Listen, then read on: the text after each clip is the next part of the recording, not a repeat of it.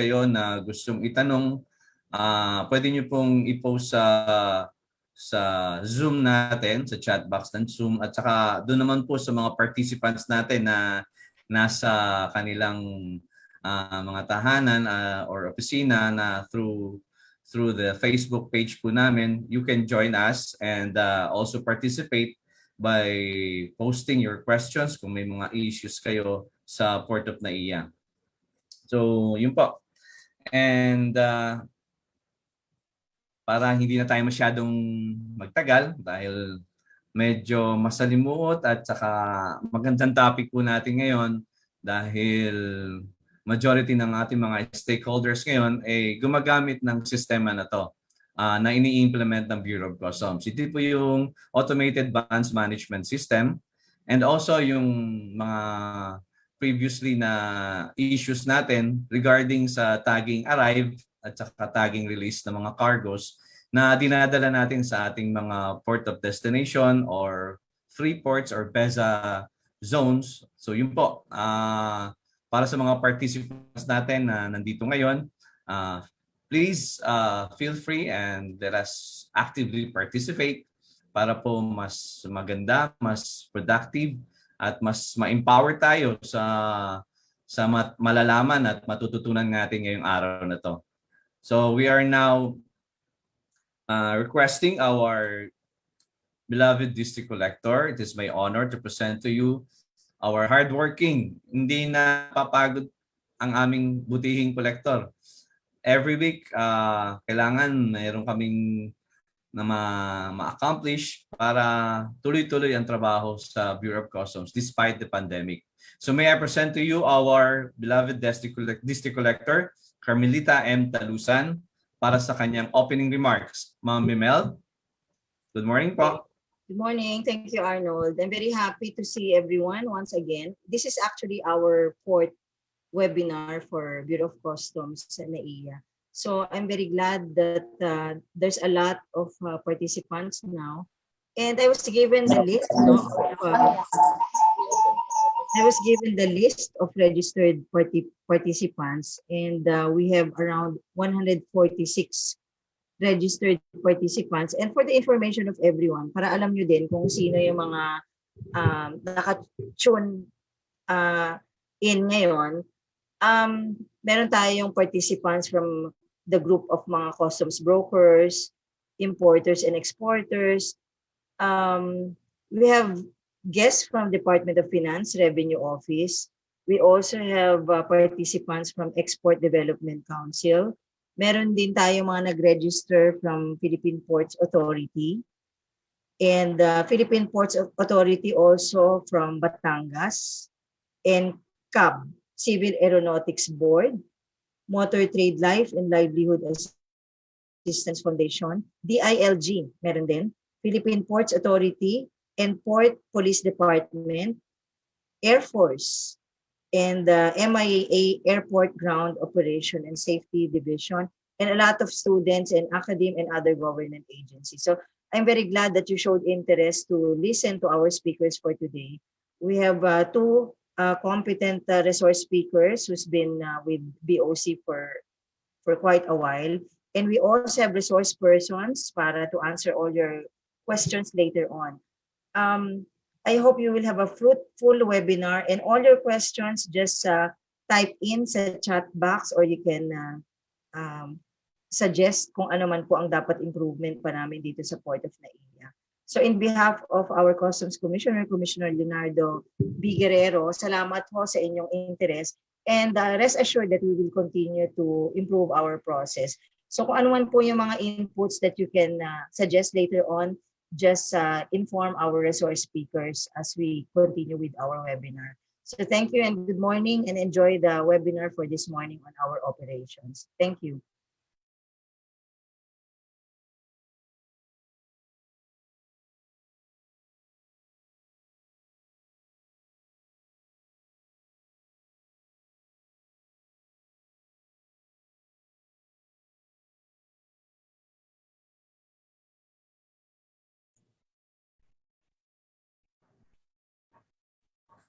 Sir Arnold, nakamute po kayo. Yes? Sorry. Now, can you hear me now? Sorry po. Hello? Yes, sir. Okay, sorry po. Kala ko nawala ako. So again, Mami Mel, thank you po for your message. And it is our honor and privilege to present to you our first speakers for today. Si Attorney Vince Fajardo, Attorney 3 of the Bonds Division.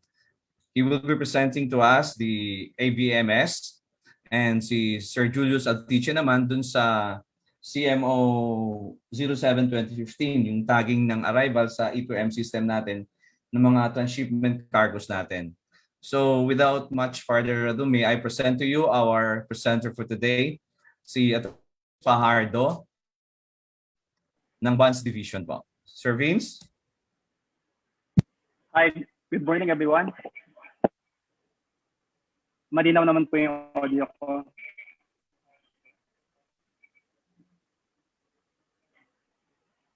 Okay, good morning.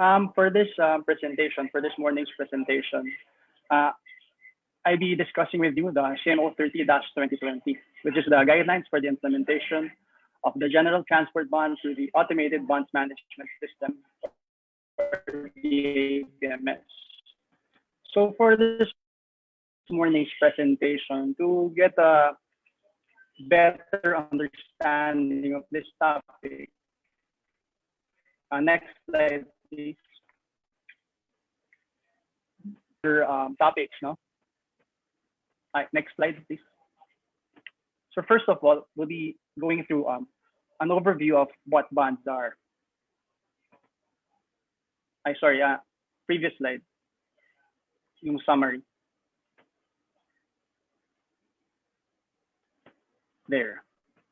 So first of all, we'll be covering 4 major topics. First is the overview of bonds. So here we'll be discussing what bonds are, rationale behind bonds, purpose of bonds, and types of bonds. Before we go to our more specific type of bond, which is the GTSB, or the General Transport Surety Bond, I think it's important that we get a firm grasp of what bonds are in general. And then moving on, we'll be going through the GTSB as introduced by JMO 1-2015. We'll be discussing what brought about the GTSB system, and what is the purpose behind this. And after that, I'll be introducing you to the Automated Bonds Management System. We'll be going through what was the purpose of this and when was this passed. And last but not the least, we'll be going to our main topic, which is the implementation of the ABMS for the GTSB. We'll be going over the CMO 30-2020, and then we'll give you a step-by-step look on the implementation of the ABMS for GTSB from the point of view of the Bonds Division. So again, I'm Attorney Vince Pardo from the Bonds Division of NAIA. Next slide, please. So to give you an overview of bonds, the Bureau of Customs is the agency tasked to collect duties and taxes on imports, exports, manufacture, or consumption of goods. We have 2 agencies who collect duties and taxes respectively. So for taxes, we have the BAR, and for duties, we have the Bureau of Customs. So just to give you a background, what's the difference between taxes and duties? So for taxes, these deal with local transactions, which is collected by the BAR. So we have, for example, we have our income tax, we have value-added tax, or VAT. We have different kinds of tax, donor's tax, capital gains tax. These are all limited to local transactions. So they're all within the Philippines. Next, for duties, it is the Bureau of Customs who collects duties. And duties are in the form of, they are actually taxes, but they're taxes on goods which are imported. So these are goods from outside of the Philippines entering the Philippines. And that's when we levy duties on them. Now, the Bureau of Customs sees to it that unless exempted by law, all imports are duly assessed and the duties and taxes due thereon are paid prior to their release from customs. So as we can see here, the general rule is that duties and taxes must be paid before they are released from customs jurisdiction. Goods may be released, however, without prepayment of duties and taxes, provided their duties have been secured to be paid through a facility we call customs bond. Next slide, please. Now, what is the rationale for bonds? The power of the state to impose taxes is inherent and necessary for its existence. No government can exist, endure, or survive without taxation. Taxes are the lifeblood of the nation. So why do we collect duties and taxes? Well, any government cannot survive without funds. And we get these from duties and taxes. And what's the purpose of duties and taxes? What do we use them for? Well, we use them for public works, for our public roads, for the salaries of our soldiers, for the salaries of our public school teachers, and many more. So we have to understand that it's very important that the government is given the taxes and the duties that are due them. Now, the Bureau of Customs normally does not release dutiable goods unless the duties and taxes are collected. However, to reiterate, it may allow the release prior to payment of the corresponding duties and taxes, provided a bond is posted to guarantee the payment of said duties and taxes. Next slide, please.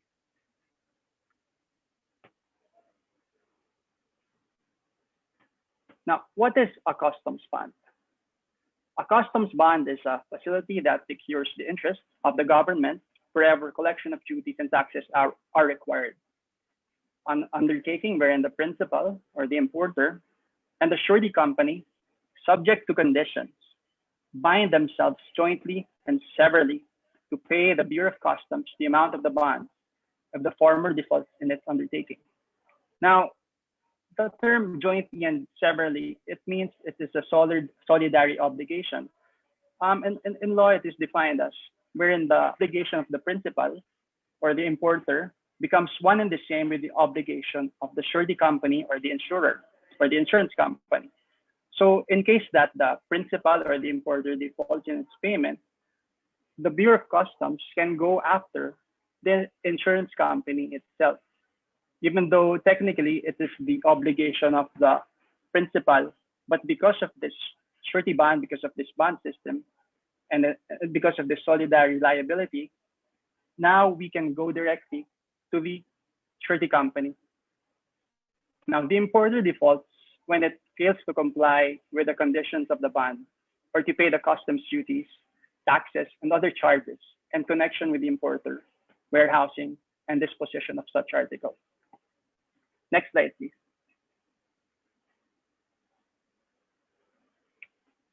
Now, when is it said that duties and taxes have been secured to be paid?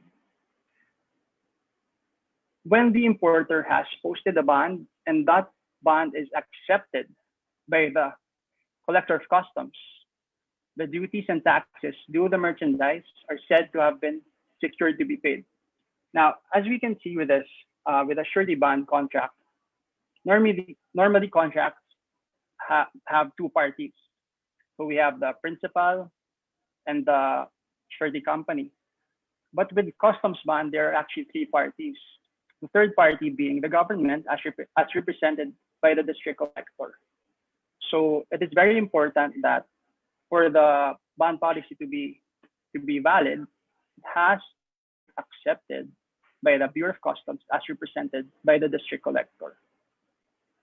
Now, what is the dual purpose of a customs bond? Well, the first is to support the importer's business operations.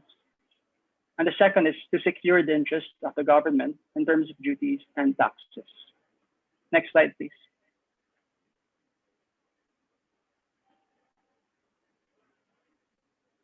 Now, how does it support the importer's operation? Well, it facilitates business operations with the least investment.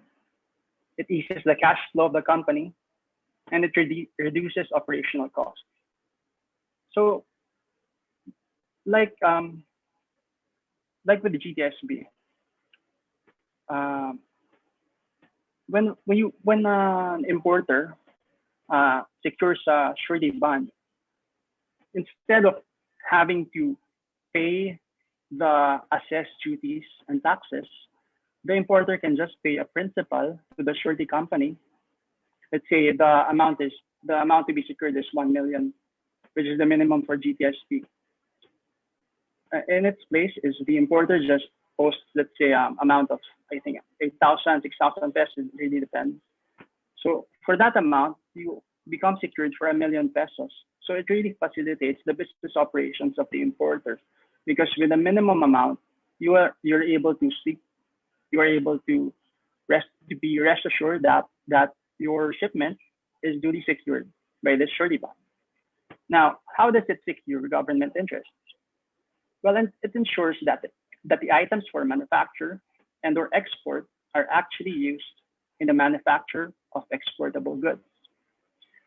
It assures that goods bound to a PEZA-free zone are not unlawfully released to the local market to evade duties and taxes. And it guarantees the collection of duties and taxes. Next slide, please.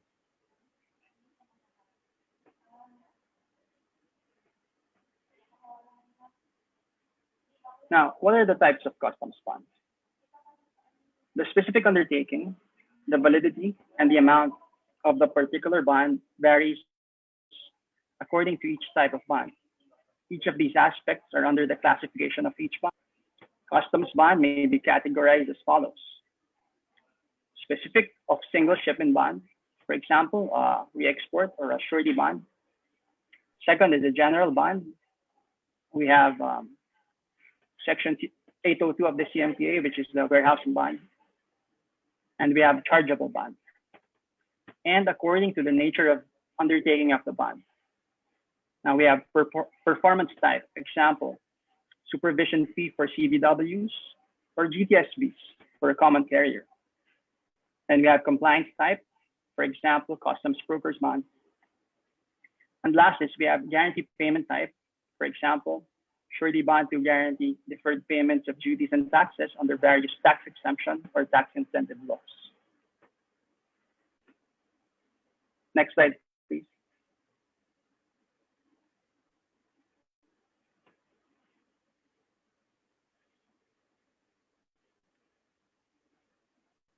Next slide, please.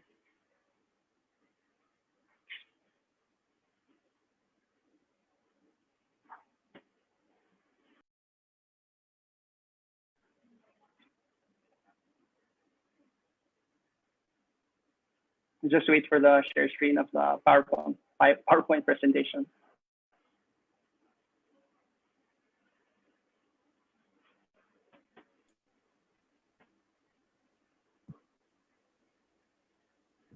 Maybe before, attorney, habang wala pa wala pa yung PowerPoint presentation mo, maybe we acknowledge also the presence of our participants today from MISTG, ang mga experts sa IT natin, sila Ma'am Ella Lagat at saka si Ma'am Lisa. Good morning. Good morning po. Morning. So they will be the ones na tutulong sa atin mamaya sa question and answer natin. Also the Chief of Bonds Division nandito rin si Ma'am Marlene Daquel. Go ahead, attorney. You can now proceed. Okay. Thank you, Sir Arnold. So the General Transportation Surety Bond was introduced during JMO number 1-2015, which is a joint memorandum between the Bureau of Customs and the PESA, which was signed by Commissioner John C. Sevilla and Director General Lilia de Lima on March 16, 2015. Now, as stated in this JMO, the district, as stated in this JMO, the district collector and the port of discharge, which is NAIA, for the benefit of this discussion, the district collector and the port of discharge shall require PESA locators processing transit entries to post a General Transportation Surety Bond or a GTSP with the bonds division of that district to guarantee the direct, immediate, and faithful delivery of goods covered by transit entries to the destination PESA location as stated in the transit SAD, single administrative document.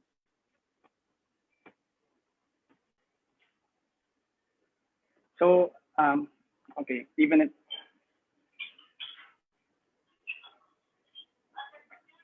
there. So this JMO introduced to us the GTSP. Now, what is the GTSP? It actually secures that goods which are bound to PEZA locations, PEZA free zones, are actually arrive within a specific time frame to the said free zones. You might say that well, these goods are exempt because they're for export, they're for exportation, for manufacturing. But the thing is, the government has to be secured. The government's interest has to be secured, because although the claim that these are exempted may be true, but they remain on paper, because the moment that these goods are diverted from their destination, which is the PEZA free zone, the moment they are diverted from that, then they are due the duties and taxes that have been assessed of them. Although exempted, there are conditions that you have to meet. So it's not just because, well, these are exempted. Well, the government cannot accept that on face value. That's why we have to file a general transportation surety bond in order to secure the interests of the government. Now, with this JMO, it also states that both notes will no longer be issued for transshipment to PEZA zones, nor will shipments be required to be underguarded. So it was in this JMO where it was said that underguarding is no longer required. Prior to this JMO, the process was actually where a customs officer would underguard the said shipments. And can you just imagine that this is such a manpower intensive that you have to have a customs guard for each shipment. And it's very difficult to provide that, and quite impracticable for the government to have so many customs guards just to underguard several shipments that are destined to PEZA zones.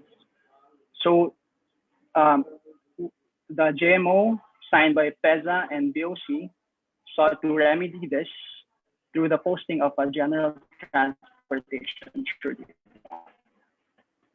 Now, if not all the containers for transit arrive at the PEZA zone within the prescribed time frame, the locator is liable to pay duties and taxes for the entire shipment plus a 100% surcharge. Next slide, please.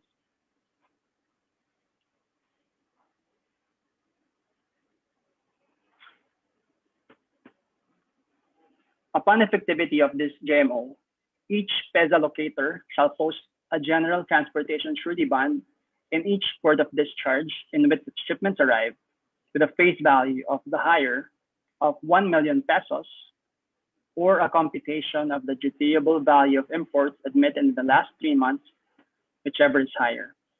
So with this JMO, the GTSB requires a minimum amount, which is 1 million pesos. So it's either 1 million pesos or a computation based on the average of the importations of the importer for the past 3 months. Now, the BOC may draw upon the bond up to the amount of duties, taxes, surcharges, and other amounts due to the Bureau for any shipments which do not arrive at the destination PEZA location within time frames specified in the JMO or otherwise determined by the Bureau of Customs. So, as applicable to NAIA, stated in the JMO, the time frame specified there is 1 day, or which is 24 hours. Next slide, please.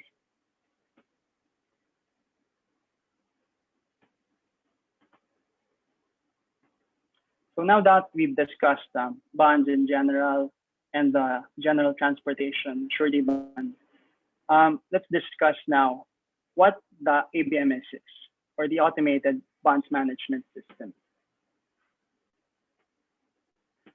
Now, this ABMS was introduced in CMO number 14-2012, which is dated October 31, 2012. This established the procedures for the implementation of the E2M custom system for the automated bonds management system, or the ABMS, in all custom sports nationwide. Now, what is the objective of the ABMS? The objective is to effectively monitor the status of bonds from their posting up to their cancellation and expedite the settlement or collection of due and demandable bonds. Now, it's also stated in this JMO that the date of implementation of the ABMS in each port shall be announced through a memorandum order. So as you can see, this was way back in 2012, in October 31, 2012. And it's only on CMO, during CMO 30, 2020, that the ABMS for GDSP was implemented. Next slide, please. Now, according to the said CMO, bonds policy may be of the following status. First is stored, a bond policy that has been lodged and submitted via the VASP and has passed all the validation rules set up by the BOC. Second, a bond policy can be matured. A bond policy against whose face value and assessment has been charged. A bond charge is considered matured when the obligation it seeks to guarantee becomes due and demandable. So in the cases of general transportation surety bonds, when can we say that these bonds have matured? Well, we can say that these bonds have matured the moment that the obligation arises, and the obligation arises when these goods do not arrive at the PESA destination within the time frame specified, which is 24 hours. So then we can see that such bond policy has matured. Next is expired, a bond policy which has reached the validity period.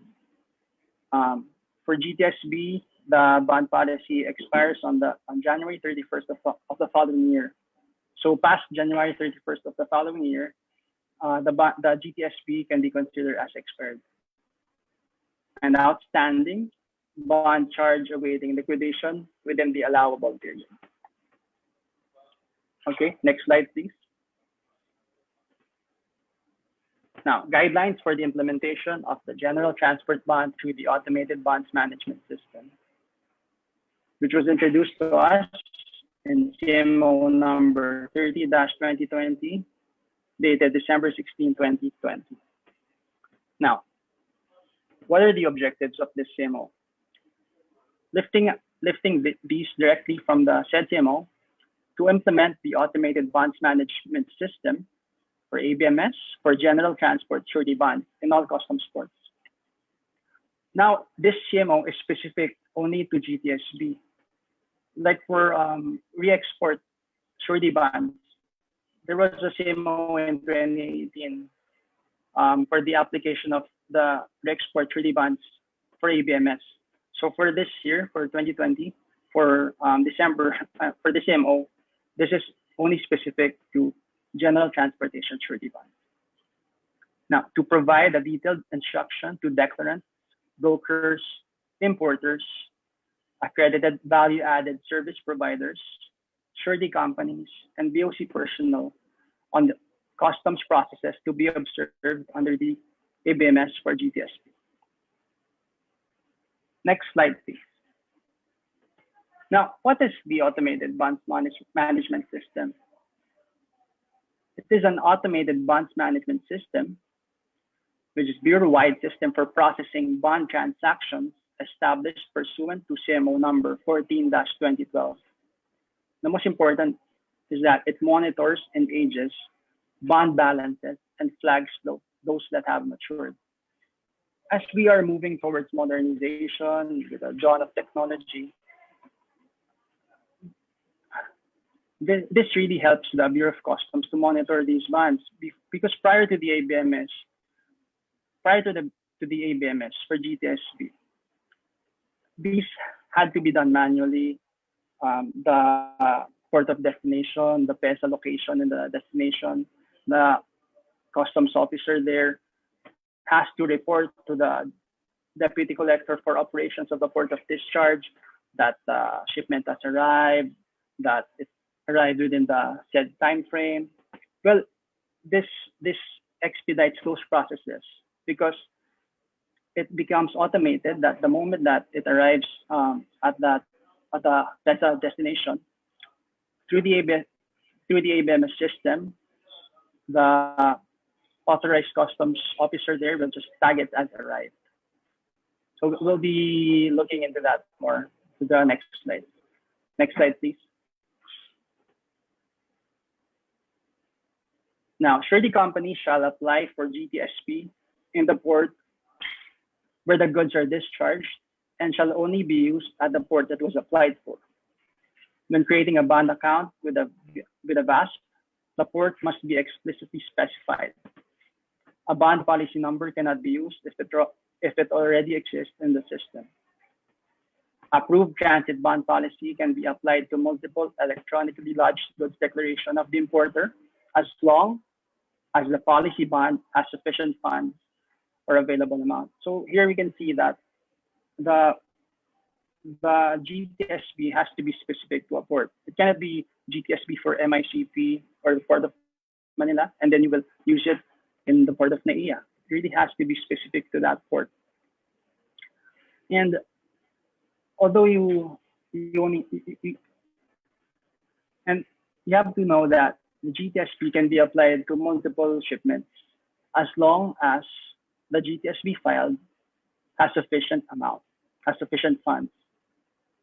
Now, only the approved bond policy can be used on the terms of payment upon filing of the transit single administrative document in the E2M system, and bond credit as payment instrument payment code 52 shall be used. Upon registration of the TSAD, the ABMS shall change the status of the bond policy to charge if there is available fund balance. Next slide, please. So now that we've been given an overview of CMO 30-2020, let me give you a step-by-step process of the ABMS application for GTSB from the point of view of the bonds division. So step one is the CPRS registration. Registration of accredited surety companies to the CPRS. And this is done by the collection service or the collection service RCMG. They are the ones who approve and activate the CPRS accreditation of these surety companies. Next slide.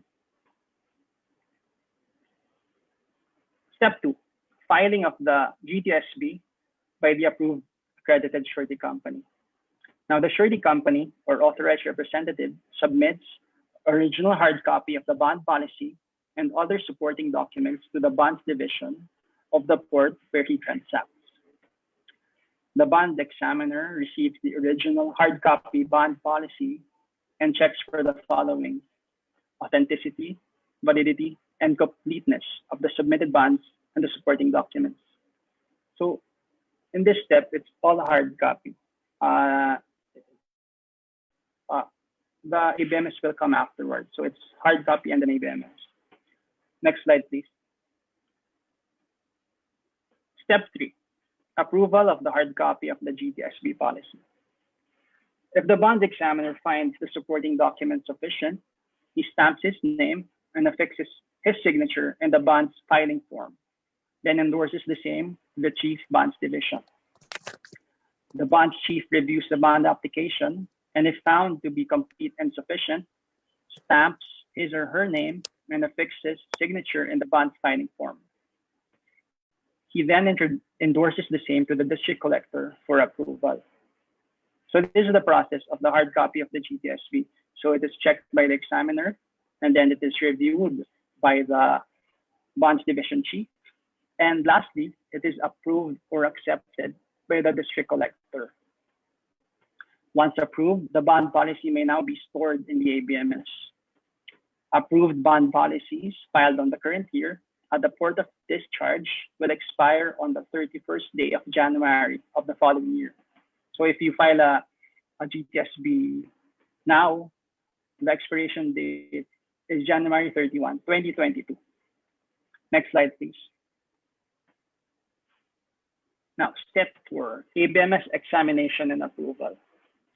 Once stored, the bond examiner will examine the stored bond policy in the computer and retrieves the filed bond record and verifies the bond information against the details in the original hard copy of the bond policy in order to check whether the details and information entered by the importer tally with the approved hard copy of the GTSB policy. So here, in this step, the bond examiner will have to check and scrutinize that the hard copy bond policy matches with the one that is stored in the ABMS system. Now, if the details do not tally, the bond examiner rejects the stored policy and indicates the reason for such rejection. So in this step, it's the reason for the rejection will always be stated. It will be in the ABMS system. And if the details tally, the bond examiner tags the stored policy as examined and submits the same for approval of the bonds division chief. Now, the bonds division chief either tags examined approved to approve the bond application or examined rejected to reject the application. Only approved bonds can be used as payment instrument by entry declaration. Next slide, please.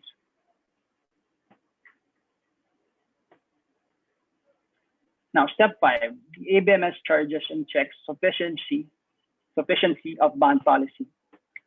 The ABMS checks for the bond availability of the bond account, debits the amount charged to the available bond balance, and sends a charged bond notification message to the PESA locator. If the bond is insufficient, the insufficient bond notification is sent to the importer and to the requesting systems. So through the ABMS system, we are able to check and monitor that the bonds has sufficient funds. And if it does not have sufficient funds, then an insufficient bond notification is sent. Next slide, please. So step 6, tagged arrived. Now all transit shipments transferred to free zones from the port of discharge must be tagged arrived in the E2M system by the authorized customs officer on the following period. Now, for single containers, within 24 hours from arrival of the shipment at the free zone. And for multiple containers, within 24 hours from arrival of the last container of the shipment at the free zone. So here we are talking about the port of destination. It's no longer NAIA, but the PESA location where the goods are found.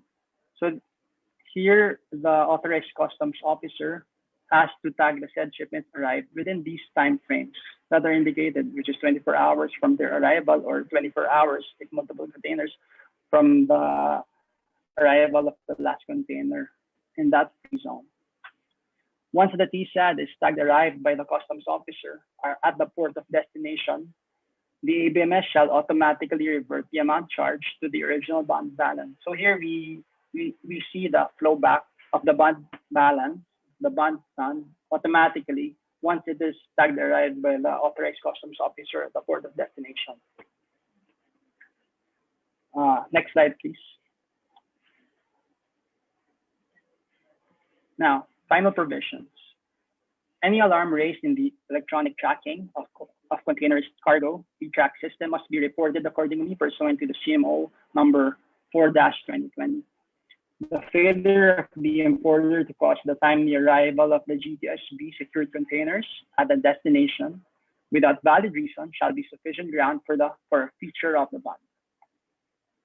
So if the goods do not arrive within the specified time frame, which is 24 hours, then the importer will be liable for feature of the GTSB. To check the available balance of the bond policy or to monitor the transactions made thereon, the PESA locator may refer to the BOC website and click on GTSB. And that wraps up our presentation on the ABMS for GTSB. Thank you very much.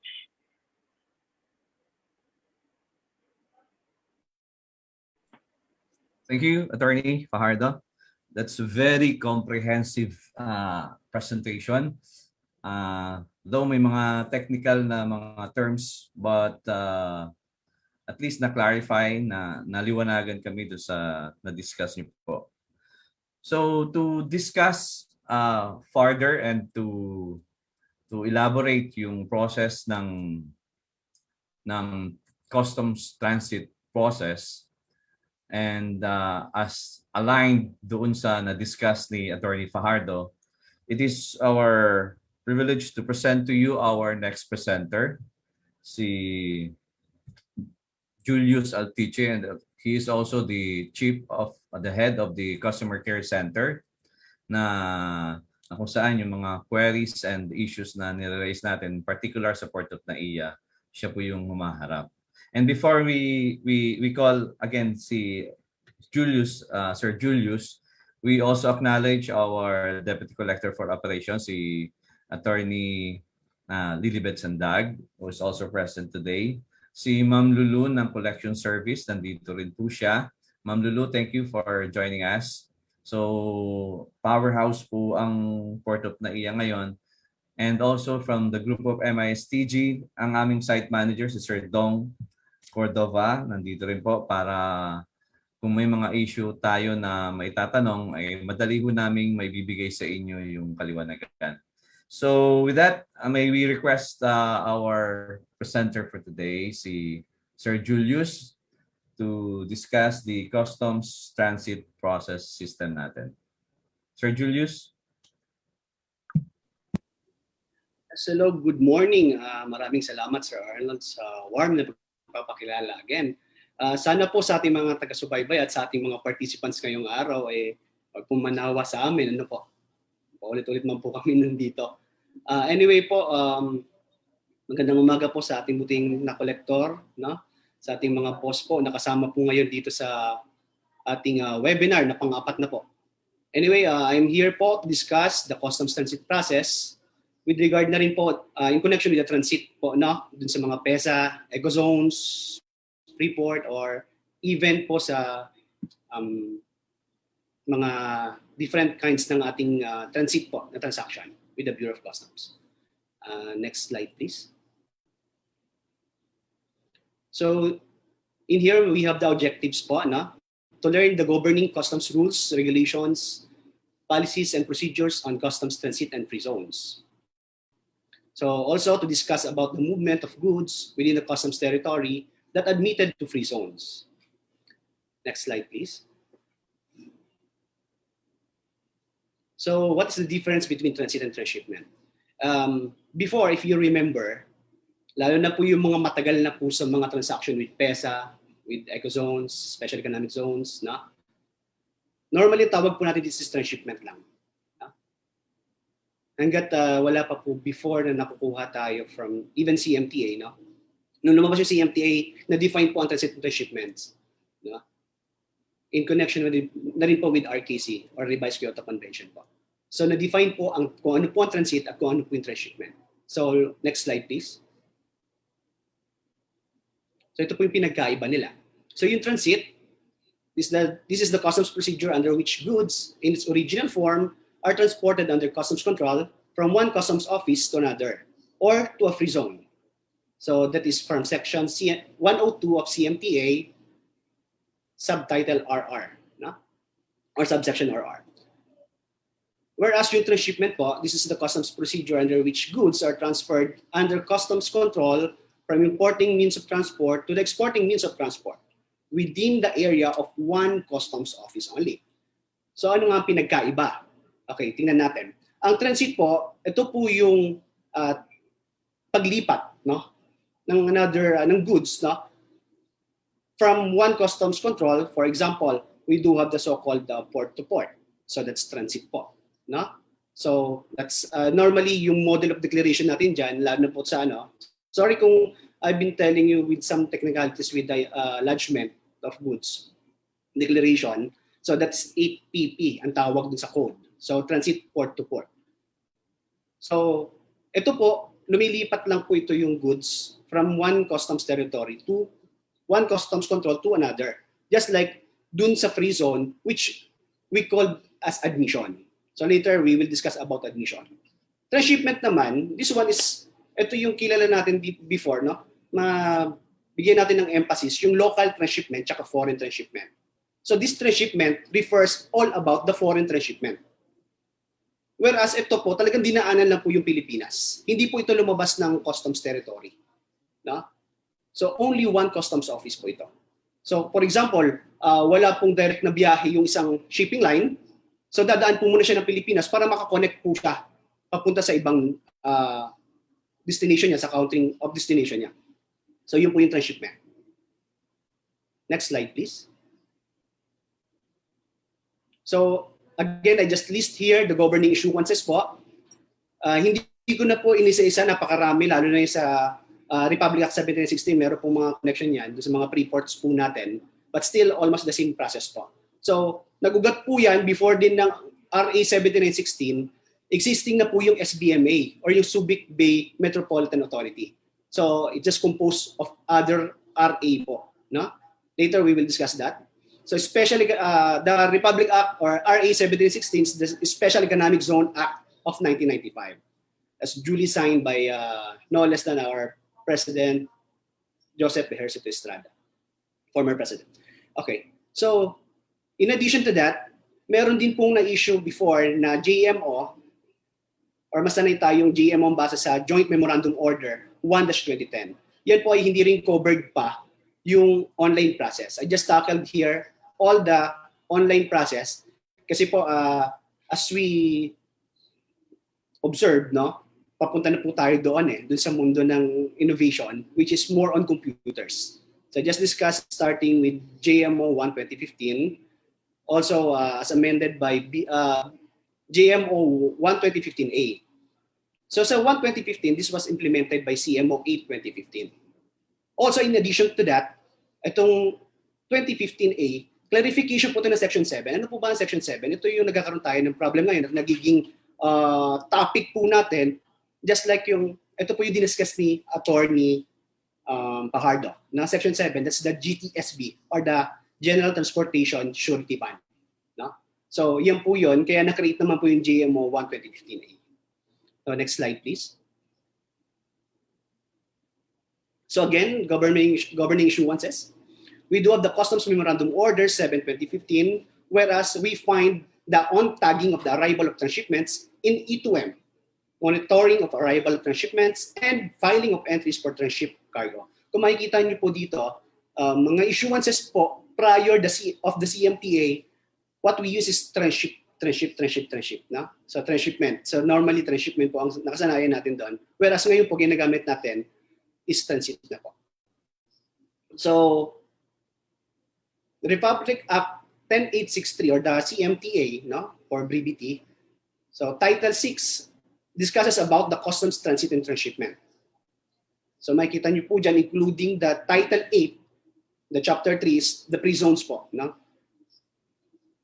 Additionally, we do have the Customs Administrative Order 11-2019, the rules and regulations on the admission, movement, and withdrawal of goods in free zones. So yan po yung mga guiding natin ngayon, mga bago nating guidance based on CMTA. So again, we do have the Customs Administrative Order 15-2019, whereas ito naman po yung rules and regulations for customs transit in the customs territory. Okay, next please. Okay, in here also, I just prepared the definition of terms para po dun sa mga iba pong hindi po familiar with the terminology po natin na we've been using with the explanation and even dun sa mga context po earlier. So in here, we do have the admission, which refers to the act of bringing imported goods directly or through transit into a free zone. So kung makikita natin dyan, parang dalawa po yan eh. Yung admission po natin, pwedeng bringing directly, imported goods directly, or through transit into a free zone. Bakit po merong directly? Ito po yung mga dumadating sa mga pre-port zones po natin. Just like SBMA, we do have the CARC, na? So, yan po yung mga samples natin. Later, mag-fall tayo dyan, marami pa po yan. So, yun po, pwede po directly makareceive po yun ng importation. No? So, ang tawag po natin doon is admission. So, with regard naman doon sa mga free zones po, papuntang mga PEZA natin, normally ang free zones natin, Special Economic Zones, PEZA, transit naman po ang tinatawag natin doon. Okay? Airway bill. So, this one is the transport document for air freight used by airlines and international freight forwarders. So, which specify the holder consignee of the bill who has the right to claim delivery of the goods when they arrive at the port of destination. So, ito po yung pinaka-resibo natin at ito rin po yung katunayan na kayo po yung nagmamayari ng particular na shipment. Unless you are been authorized po, no, to get the original one, duly authorized in writing, syempre po. So, kayo po yung pansamantalang may-ari pag kayo po may hawak niyan. No? Okay, clearance. This one refers to the completion of customs and other government formalities necessary to allow goods to enter for consumption, warehousing, transit or transshipment, or even to be exported or placed under customs procedure po. So yun yung clearance. Medyo malawak po yan. Lahat po ng process natin or the completion ng ating formalities, customs formalities, and even the other government instruments po, clearance po ang tawag natin doon na kapag dumaan po sa, or can be transferred also with another customs procedure. Naririnig pa po ako ng maliwanag. Medyo nagkakaroon ako ng internet unstable, internet connection unstable. Okay, o po ako na napapakinggan pa po ako. Next slide please.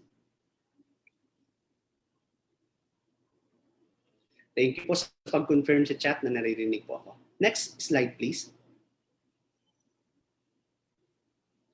Baka meron lang pong technical problem sa ating connection sa ating secretariat.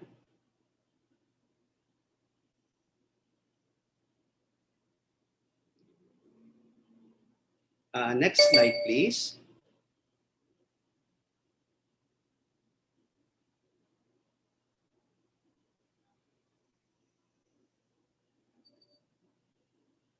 Next slide, please.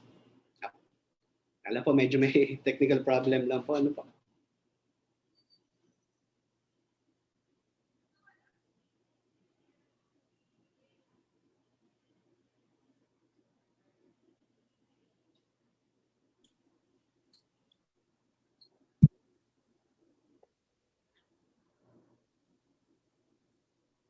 By the way, Sir Julius, habang Yes.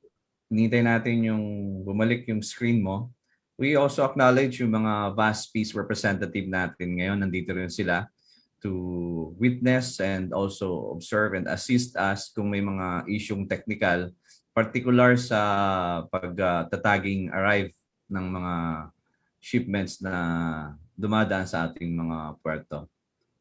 You may I continue, Sir Julius? Okay, thank you po. Welcome po sa ating mga kasamahan po na nandyan. No? Hindi ko alam din po. Anyway po, with regard naman po dito, i-diretso na po natin yung mga definition of terms natin. We do have the customs territory, which refers to the areas in the Philippines where customs and tariff laws may be enforced. So katulad na po yan, kasama na po yung sa baybaying dagat natin, no? 200 nautical miles na extension, kasama po sa customs territory. Exportation. So refers to the act or documentation and process of bringing goods out of Philippine territory. So yun po yung exportation naman. Paglabas po, no, ng goods sa Philippine territory. Importation, ito po yung importation kanina na pinagdudugtong po natin sa admission. So importation refers to the act of bringing in of goods from a foreign territory into Philippine territory, whether for consumption, warehousing, or admission. So yan po yung mga pumupunta. Part po dyan yung pumupunta ng transit natin at transit natin sa pre-port zones and even sa eco zone po. Ano po? Okay.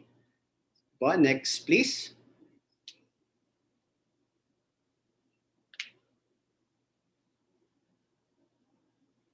Okay, ayan po. Ito po yung free zone, napakahaba po actually. Pero ito po, makikita po lahat to sa, lalo na po yung sa PEZA, it's Republic Act number 1716. So lahat po dyan, ayan po, may duly chartered or legislated special economic zones and free-ports. So nandiyan yung Clark, Poro Point, Janhay Special Economic Zone. No? As I heard po, no, marami po pala tayong broker dito na, na mga kasamahan, no, na nag-participate. So I think yung iba dito familiar, lalo na sa licensure exam. No? May mga lumabas na ganyan po. Okay po, so yan po yung sample. Pwede niyo po makita, pwede niyo ma-screenshot yan. No? So next please.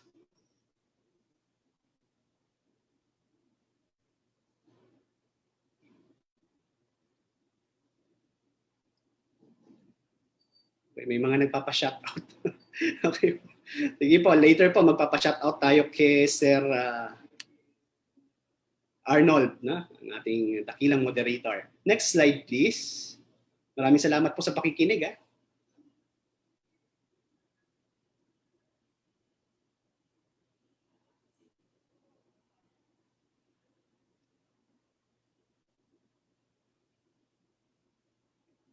Okay po, so we do have the goods declaration. This one refers to the statement made in the manner prescribed by the Bureau, so and other appropriate agency. So by which the persons concerned indicate the procedure to be observed in the application for the entry or admission of imported goods in the particulars of which the customs administration shall require. So ito normally, ito po yung makikita natin sa section 403, no? So yan po, na CMTA. So again, we do have the, in addition, lodgement, no? We do have the lodgement. This is refers to the registration of goods declaration with the Bureau. No? Okay, so security po. Sumunod the security. Ito po yung nababanggit kanina. I just heard po kanina si attorney, no? Secured to be paid. No? I just borrowed the word of attorney earlier, ang ating unang speaker, Attorney Pajardo. Na-mention niya yun secured to be paid. Secured to be, yan nga, to be paid. So, with the security, kung makikita ninyo, ito po yung pinaka-meaning din ng bond. No? Nabanggit din dito kung ano-ano po yung mga klase ng bond natin.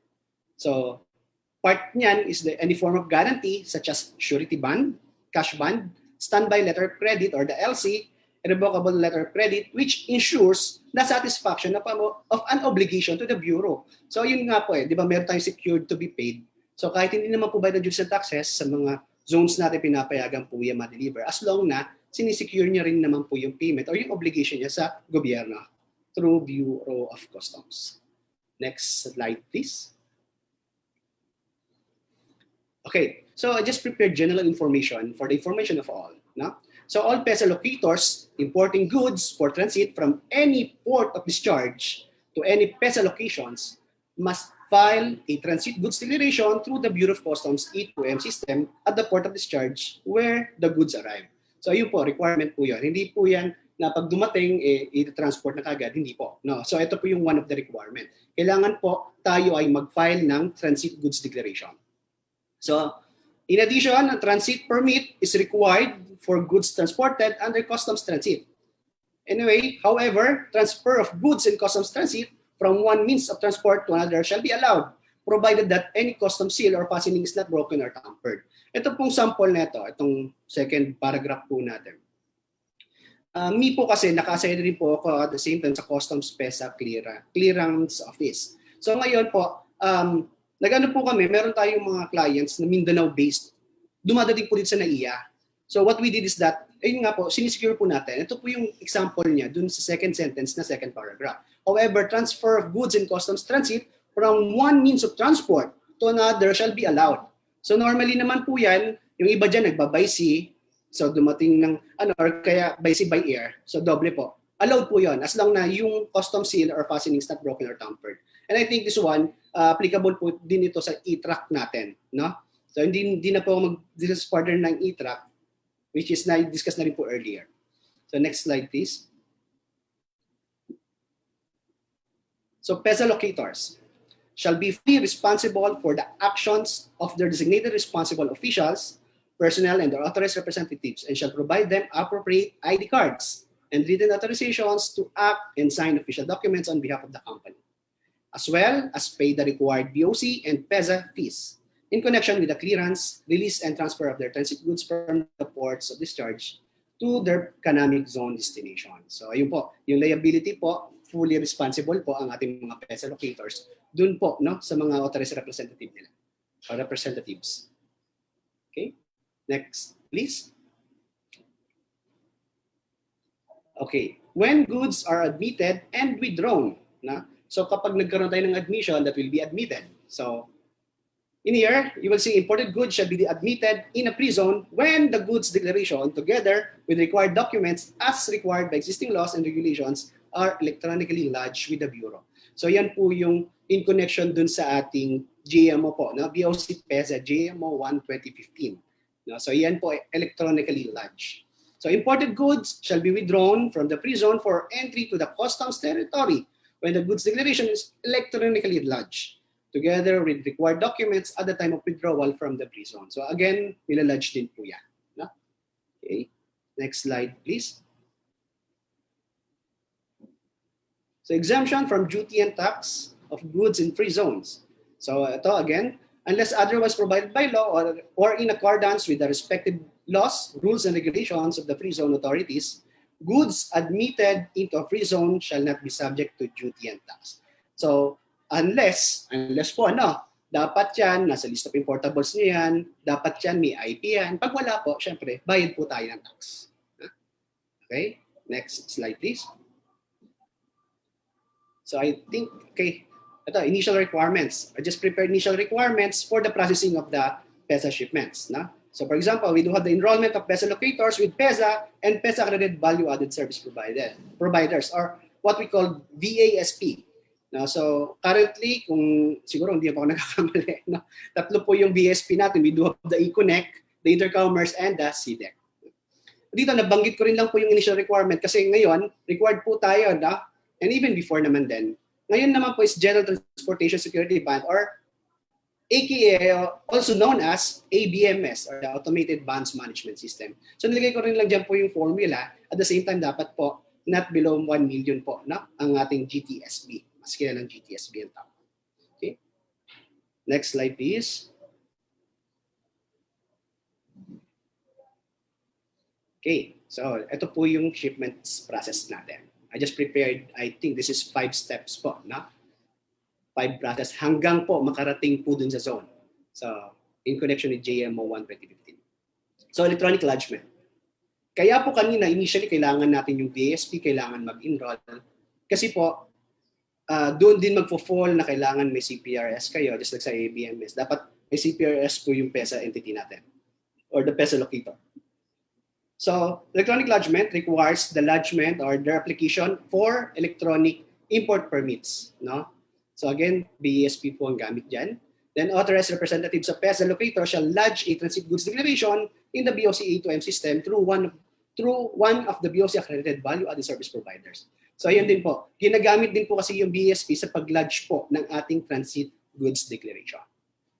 So yan po yung ating first step. Second step, please. Next slide, please. Yan. So dito naman po, in the port of discharge. So, in-specify po natin na ito ay port of discharge at the same time, yung isa po is port of destination. Para ma-distinguish po natin kung saan po yung process nag-takes place.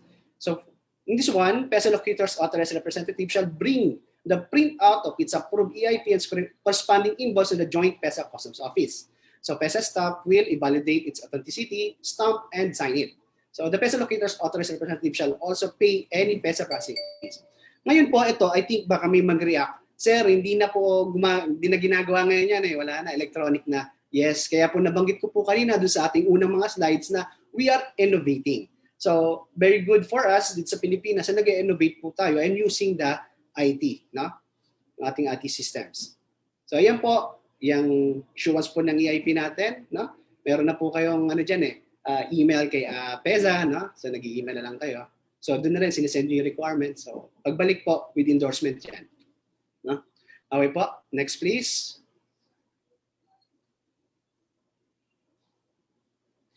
Okay, PESA locators authorized representative shall bring the following documents to the deputy collector for operations of the port of discharge. So again, yung dadalhin niya dyan is print out ng PESA, yung EIP natin, print out ng transit single expedited document or the TSAD. Next please.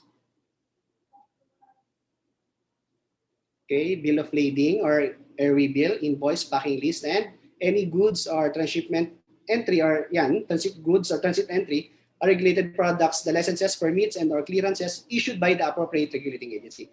So kung mapapasin nyo po dyan, buong set po ng entry yan, yung ipapasa ninyo. Kasama na po dyan sa list kanina, given na ito po ay na-lodge. Ngayon po, nakita niyo po sa side po ng customs, nag-innovate pa rin po tayo.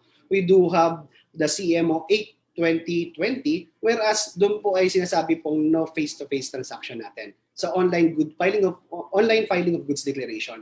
So diyan po, kung kanina sa PESA nag-innovate po sila, online sila. At the other side po, Bureau of Customs, NAIA na rin po, lahat po ng transit natin ngayon ay online na rin po, through CCPS po. So through portal na rin po tayo.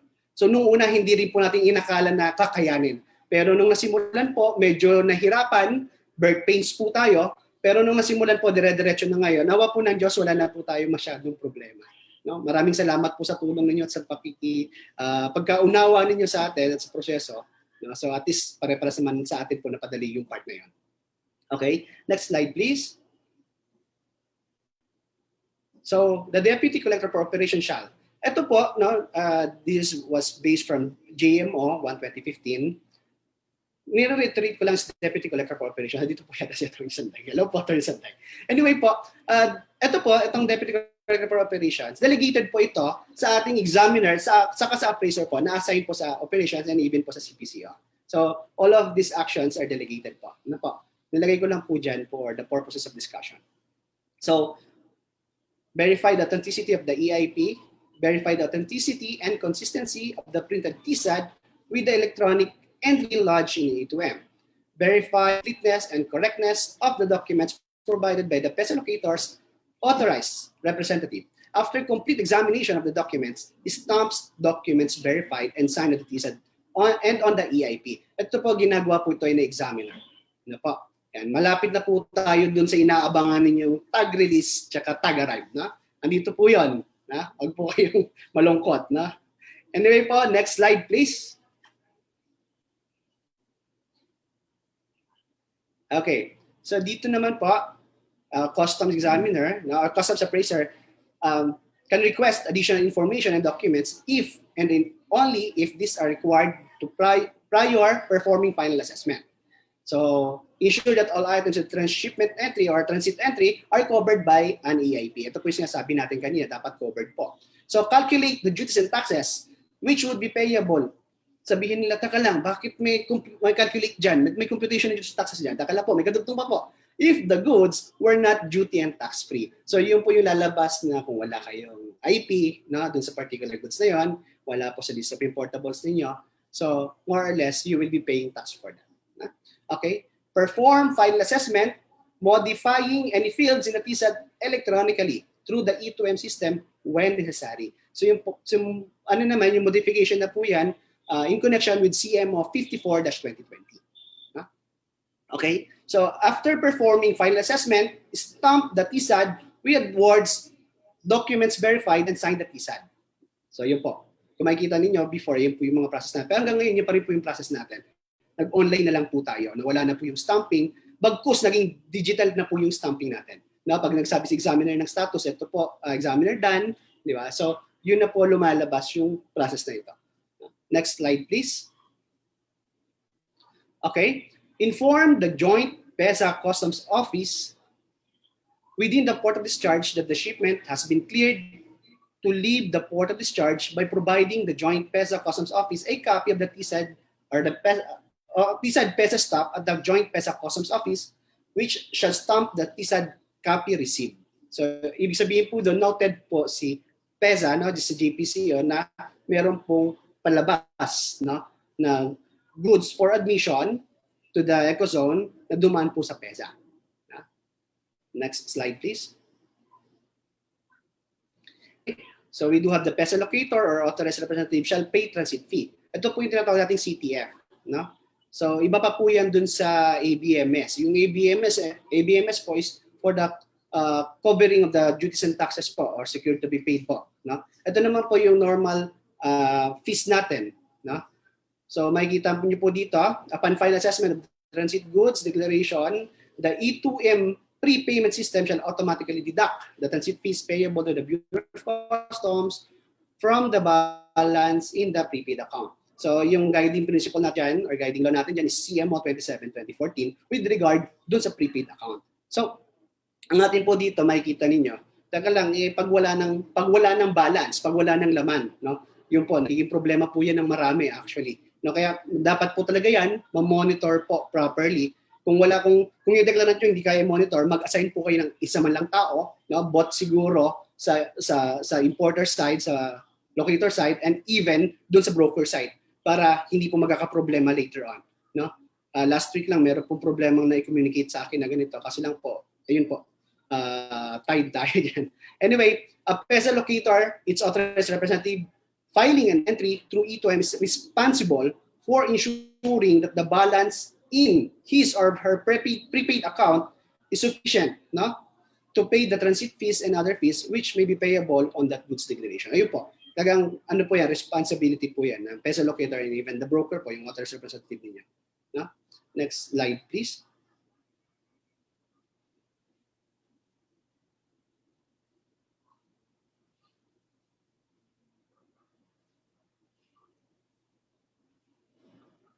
Next slide, please.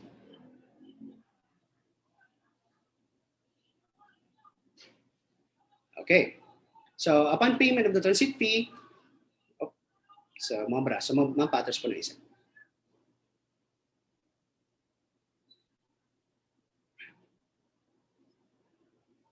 Patras po ng isang slide.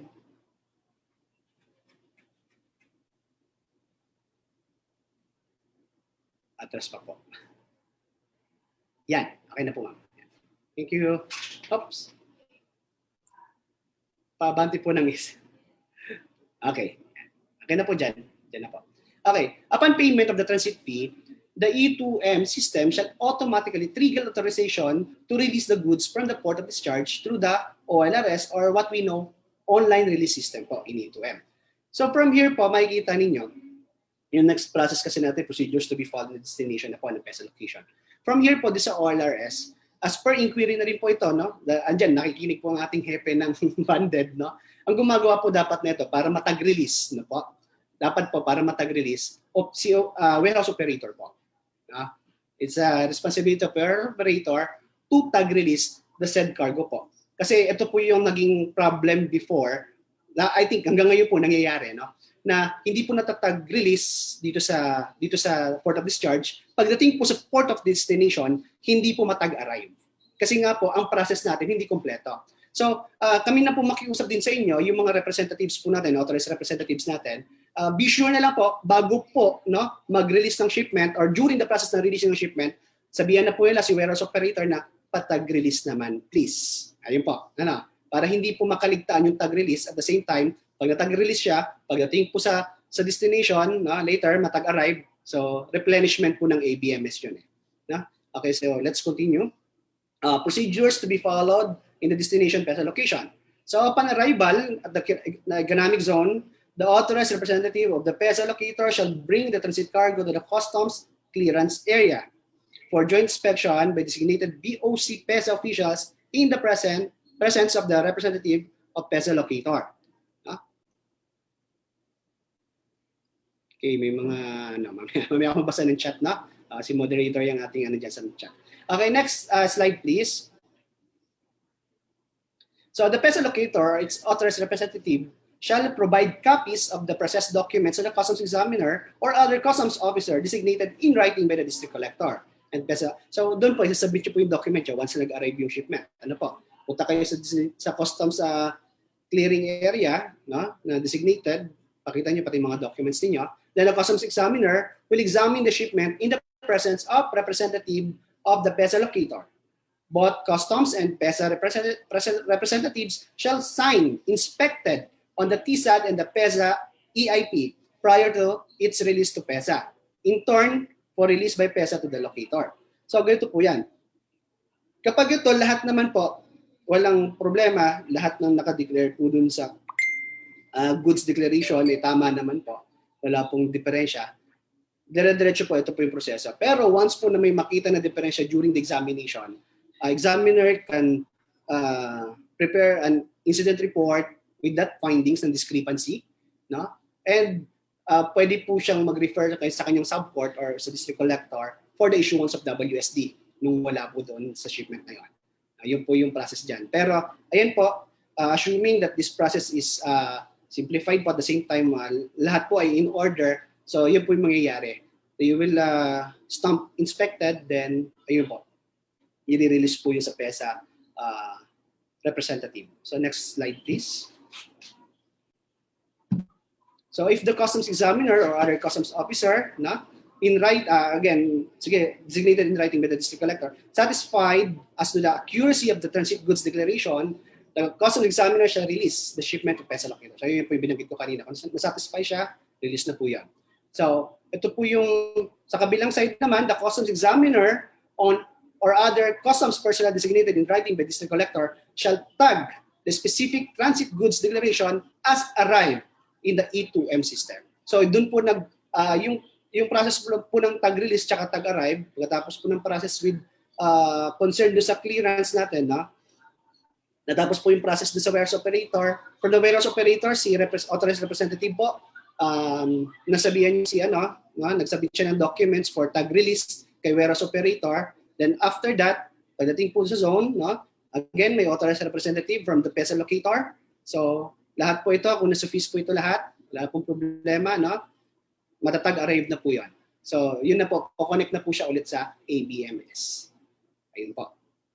So I think, Sir Arnold, this is my last slide. So ayan po ako. Kung gusto niyo po magkapag-communicate sa akin, pwede po. Marami na po nakakaalam ng number ko and even my email. No, kung may mga concern po sila, anytime po, at your service po. No? Dito lang po kami sa Bureau of Customs NAIA. No? So maraming salamat po. Yan lang po. Thank you, Sir Julius. Ito na, nandito na tayo sa pinakaabangan ninyo, yung question and answer portions natin po. Bago po tayo mag-post ng mga questions,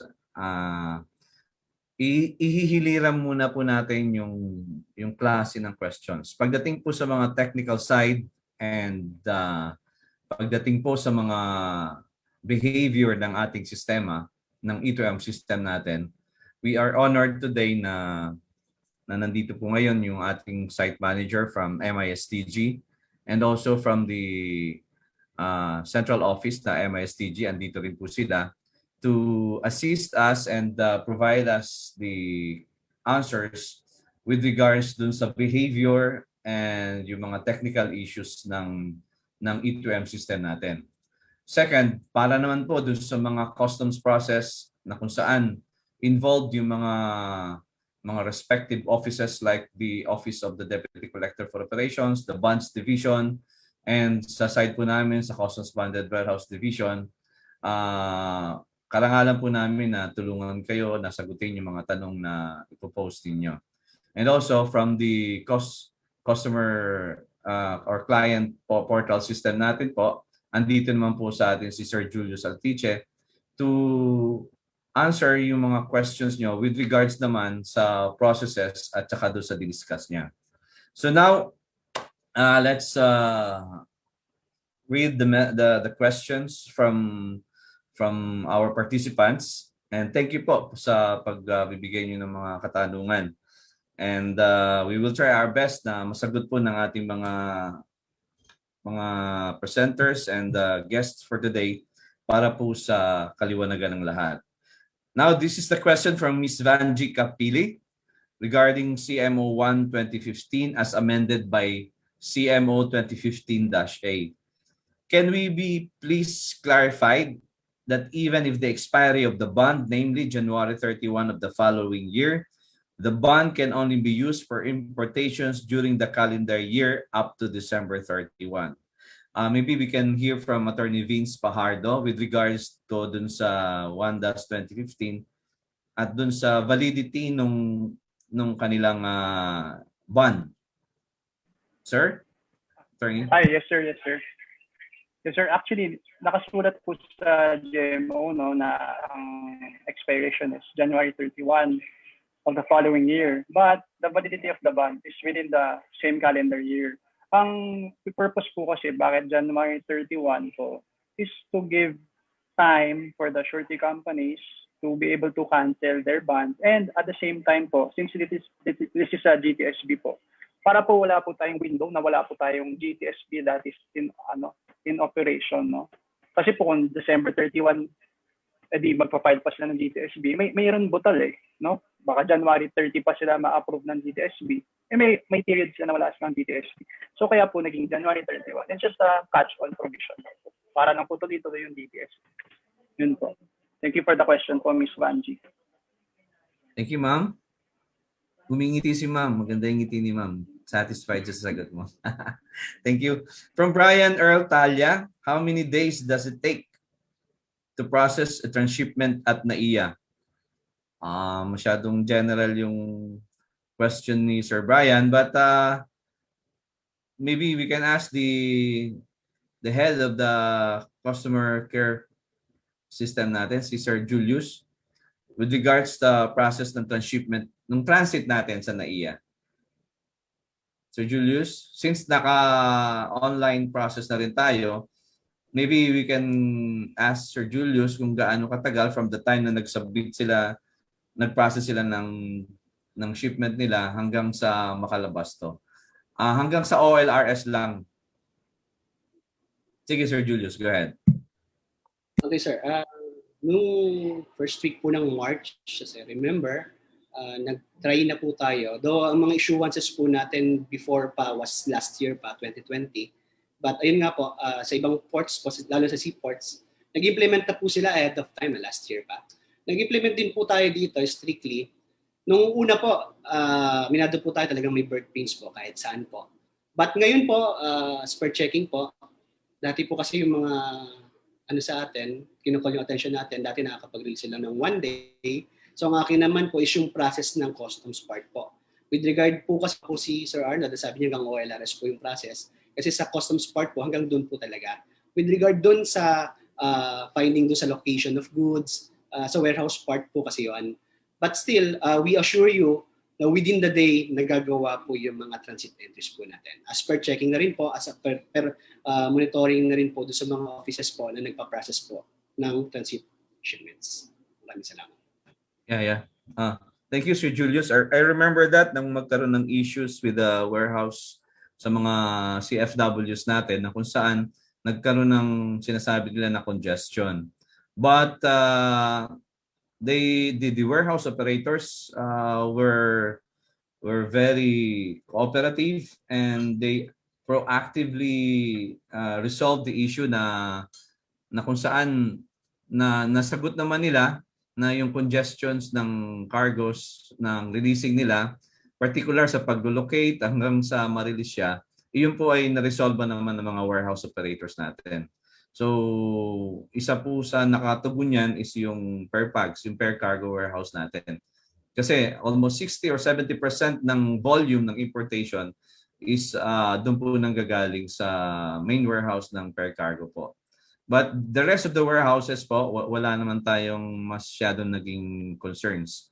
But as far as Bureau's process is concerned, particular doon sa Air Express, yun talaga sir, say same day, pag walang problema yung shipment, same day at most is immediate release talaga po.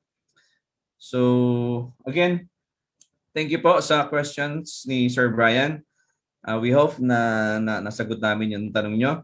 And we acknowledge today yung mga warehouse operators or representatives na nandito ngayon. And there is some questions. There is a question from Ms. Aida Mina. Now, will there be a memo on the mandatory and real-time tagging as released by warehouse operator for them to comply so that it can be immediately tagged as arrived by the zone once it reached its destination? Sino bang pwede sumagot ito? From the side ng andito ba si Ma'am Olive? Sa side to kasi ng maybe we can also ask the representative from the E2M, from the MISTIG, Sir Dong or Sir Lisa, Ma'am Lisa, sorry. Arnold, I think on the policy-wise, sa AOCG yan. On that aspect. Pag mga memorandums. Okay. But as I understand it, we already have, ako nang sasagot kay Ms. Aida Mina, we already have a Customs Memorandum Order number 7-2015. And as provided for also ng bagong CMO natin, yung 30-2020, I understand na as far as the Bureau of Customs is concerned, once na matag-release siya or ma-issue yung OLRS, automatic naman po yun na natatag-release na siya. Unless magkaroon lang ng mga technical problem, yung sinasabing system error, maybe we can also ask the MASTG na ano ba yung normal na nangyayari sa loob na kahit na nagkaroon ng OLRS and yet hindi siya matag-arrive doon sa port of destination. Maybe we can hear from MISTG, ma'am. Perhaps this is related doon sa tagging arrive, ma'am. Yeah, actually, the issue has been resolved already. Just to give you a short background lang on the implementation of the ABMS. We implemented the ABMS on February 1. So during that time, nagkaroon tayo ng accreditation stage lang. So yung mga surety companies, tapos yung mga application of bonds, nangyari nung February. So we allotted 1 month para doon, just to give more time for our stakeholders na mapa-approve nila yung mga bond policies nila since this is a new system. I mean, bago to from manual, so in-automate natin. So okay, nagbigay tayo ng 1 month. I just want to give background ng yung mga nangyari sa implementation on the ABMS para aware yung ating mga stakeholders. So okay, so on March 1, we decided, may memorandum si commissioner na okay, implement na natin si ABMS. So at that time, full implementation na yung nangyari. So ano yung full implementation? When you submitted the TSAD, i-require na yung terms of payment. So when you attach, ano yung sa terms of payment? So i-require yung attachment ng bond, approved bond policy. So okay, so the system runs for 2 weeks. So from March 1 up to March 15, during those time kasi nagkaroon ng problema. So doon lumabas yung mga problema natin on the tag release issue. Okay, and then may mga issue sa PESA na ang tagal mag-release, kulang yata sa tao, and then may mga connectivity issues na nag-arise. So the commissioner decided to suspend the implementation. So on March 15, nagkaroon tayo ng memo na isususpend muna yung implementation ng ABMS. So, anong ginawa ni Ms. Tig during the time na suspended yon? So, since may problema tayo on the technical side and on the admin side din. So, ang ginawa namin is doon natin nakita na may problema on the tagging sa side ni VASP. So I'm sure the eConnect and the CDEC naman is nandito and they can confirm on this. So they we had a commitment with them. Nakuha namin yung commitment na kailangan may i-tweak doon sa system nila na ginagamit ng mga warehouse operators right now sa NAIA. So successfully nangyari yon, ginawa nila yon, they complied, and then at the same time, MSTG did the distribution of the I1 modem sa ating mga PESA satellite offices to resolve the connectivity issue naman. And then we also provided VPN access so they can access the system kahit sa bahay. Yung mga backlog nila is magamit pa rin nila yung system in case may backlog sila sa office.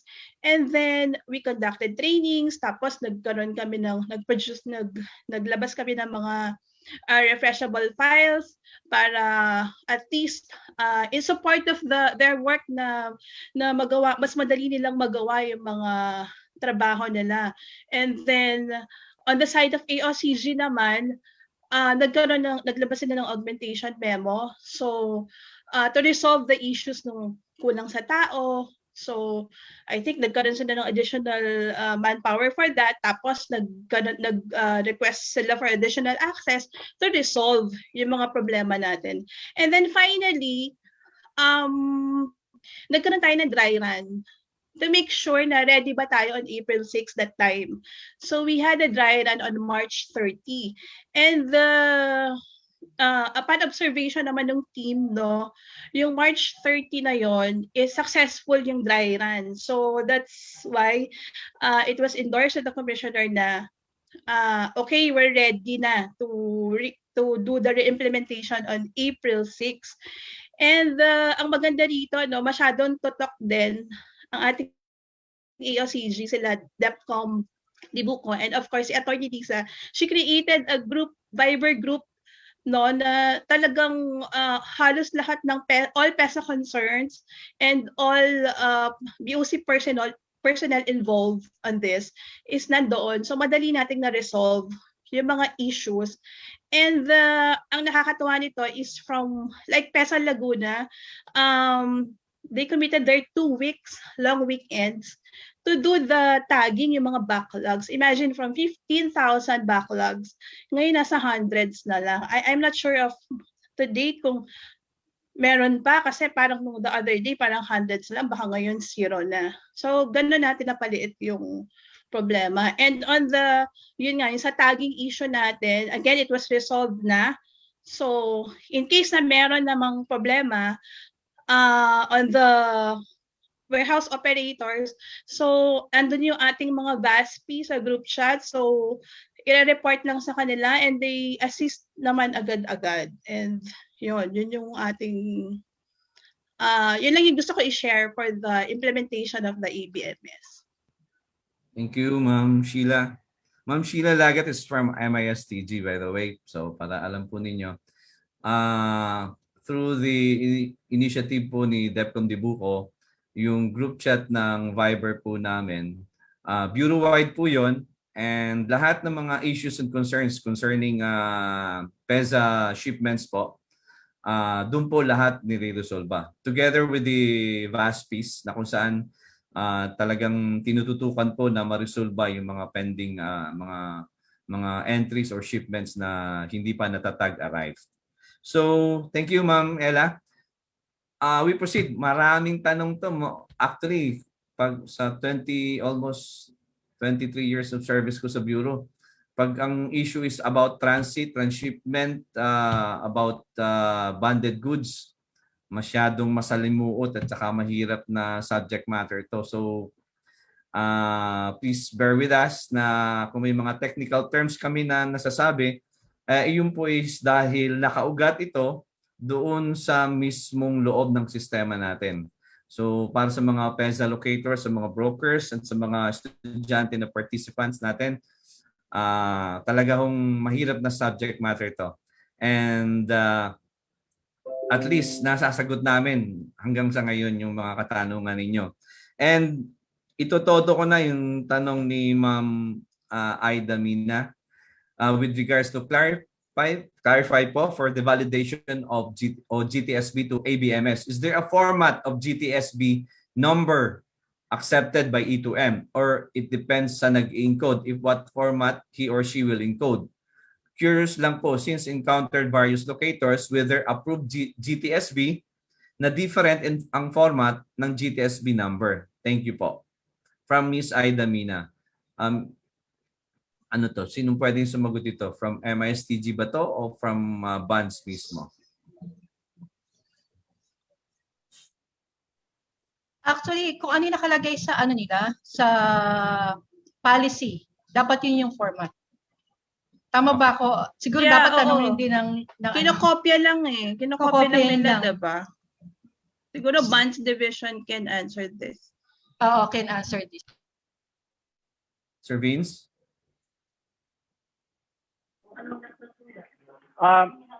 For that, siguro, wala kasi talagang specific na rule dyan. Pero for uniformity, makita kasi natin like sa bond number, no? We have the bond number and then we have, let's say, parang C open, close parenthesis number. Let's say C parenthesis 23, ganun. But the problem kasi with the ABMS is they do not accept parenthesis, no? So, just to be uniform, we can just type yung C23, wala na yung parenthesis, and the bond policy number. Yun lang po. But if may opinion din po si Ms. Tig, yun, pwede po tayong makinig kay Ms. Tig. Sa side naman ni MISTG, no? Kasi sa ano pa rin yun, sa side ng bonds division, kasi kayo yung makakakita ng policy. Yes, so kaya hindi kami nag-ano ng format. Iba-iba kasi ring format din pag when it comes to surety eh. Iba-iba sila. Iba-ibang surety, iba yung format nila. Basta hindi po lalagpas ng 17 characters. So hanggang doon po, pag sobra na kayo ng 17, hindi na po i-accept ng system. And hindi po i-accept yung mga special characters. Yun po. So meaning, ma'am, from MSTG, ma'am, meaning it is inherent yung format na yon from the issuing surety bond company, right? Yeah, oo, nandun sa policy eh. So Ah, kinokopya lang 'yun. okay. Okay, thank you po. So we proceed from Genesis Casulla. With the ABMS initiative, will there be a chance that the other processing will be automated? In failure to comply with ABMS, what are the impact to importer or carrier service provider?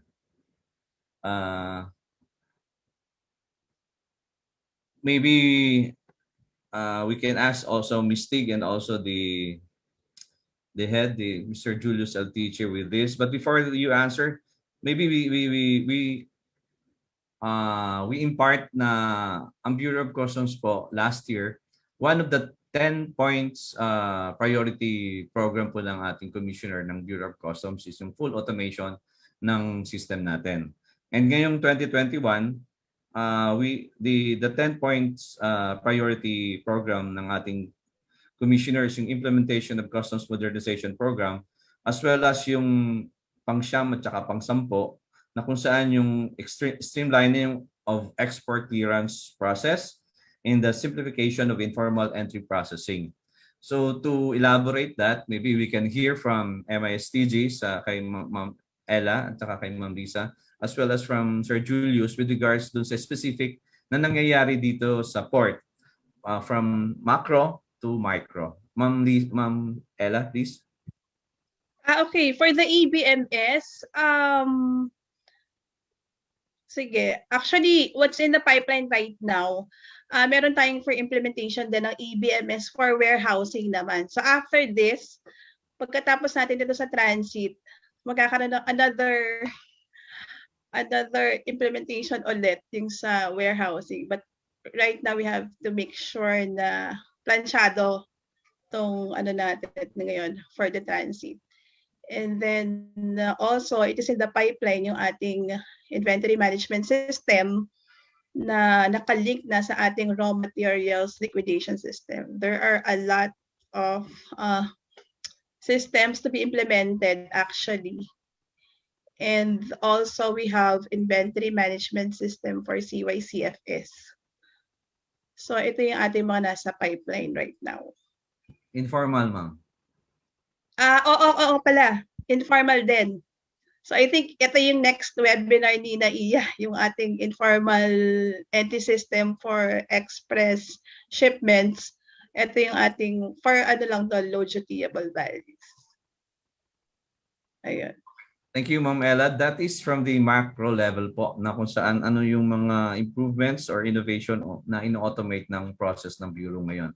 With regards to the ports initiatives po with our leaders, with the leadership of our district collector, maybe Sir Julius can also provide some clarifications kung ano yung innovations, improvement, automation na ginagawa ngayon sa side ng port naman po. Sir Julius? Thank you, Sir Arnold. Sa side po ng Bureau of Customs, actually, knowing Ma'am Mimel, ayaw po ni Ma'am Mimel ng mga delays eh. No? Kami mismo napapagalitan po pag may mga delays. So ngayon po, katulad po ng binabanggit ko po kanina, nagkaroon po tayo ng mga different innovative approach. So yung TSAD po, yung Transit Goods Declaration, before po talaga yan, mano-mano, binibit-bit po yan dito. Tsaka ipoproseso, papaikot po yan sa bawat offices. Ngayon po, wala po kayong makikita ganun. Kung may makita man po kayong ganun, is yung for compliance na lang po doon sa submission ng hard copy. Whereas yung mga hard copy na po yon, most probably po, released na po lahat. For admission na po lahat sa zones po yon. So for compliance na lang po yung dala nilang hard copy. Yun po. So I think yan po yung isa sa mga innovation po na nagawa natin. Thinking po before, nung bago po namin i-start implement po ito, yung online goods declaration po dito sa NAIA, iniisip po namin kung ilan po yung volume ng transit goods declaration po sa NAIA. Libo po talaga. So, nung unang nakala po namin, baka hindi po namin kayanin. Pero awa po ng Diyos, sa tulong ng Diyos, no? Nakakaya po natin. At ngayon po, smooth sailing po tayo. Within the day po, nagagawa po natin yun. Ngayon po, kung meron po kayong mga storya po na, Sir, yung within the day, parang hindi nangyayari sa amin. Don't hesitate po to contact your CCC po dito sa Bureau of Customs NAIA para po ma-action natin, ma-follow up po natin kung ano po yung mga status kung bakit po inabot ng ganong katagal. No? At the same time, meron po kami mga assistance hotline. Kung kayo po ay member po ng aming group, no, or ng aming page, no, kayo po ay likers namin, makikita niyo po yung palagi, nagpa-flash po palagi sa aming BOC Facebook, BOC NAIA Facebook page. I think. Thank you, Sir Julius. We proceed. From Christian Ann Panganiban, are the warehouses and VASPs already aware of the immediate tagging as released? Are the PEZA, BOC, in destination already aware of the immediate tagging as arrived? This is for past replenishment of GTSB balance. So, sino sasagot ito? Sir Julius, kaya mo sagot ito o si Ma'am Ella?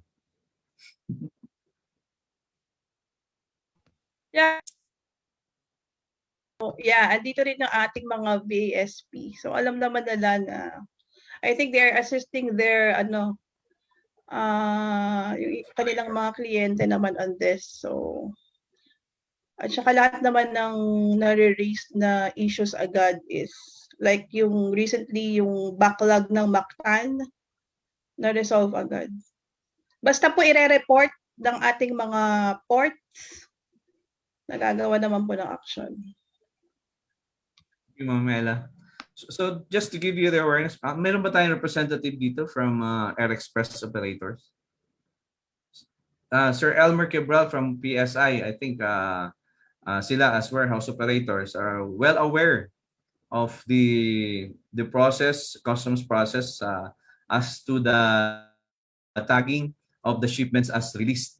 So immediately kasi po yun, maliban na lang kung patay o yung system natin nagkaroon ng maintenance issue, talaga pong hindi talaga yung matatag arrive. But meron hong backup or remedy agad ang ating bureau with regards dun sa mga ganung technical issues po.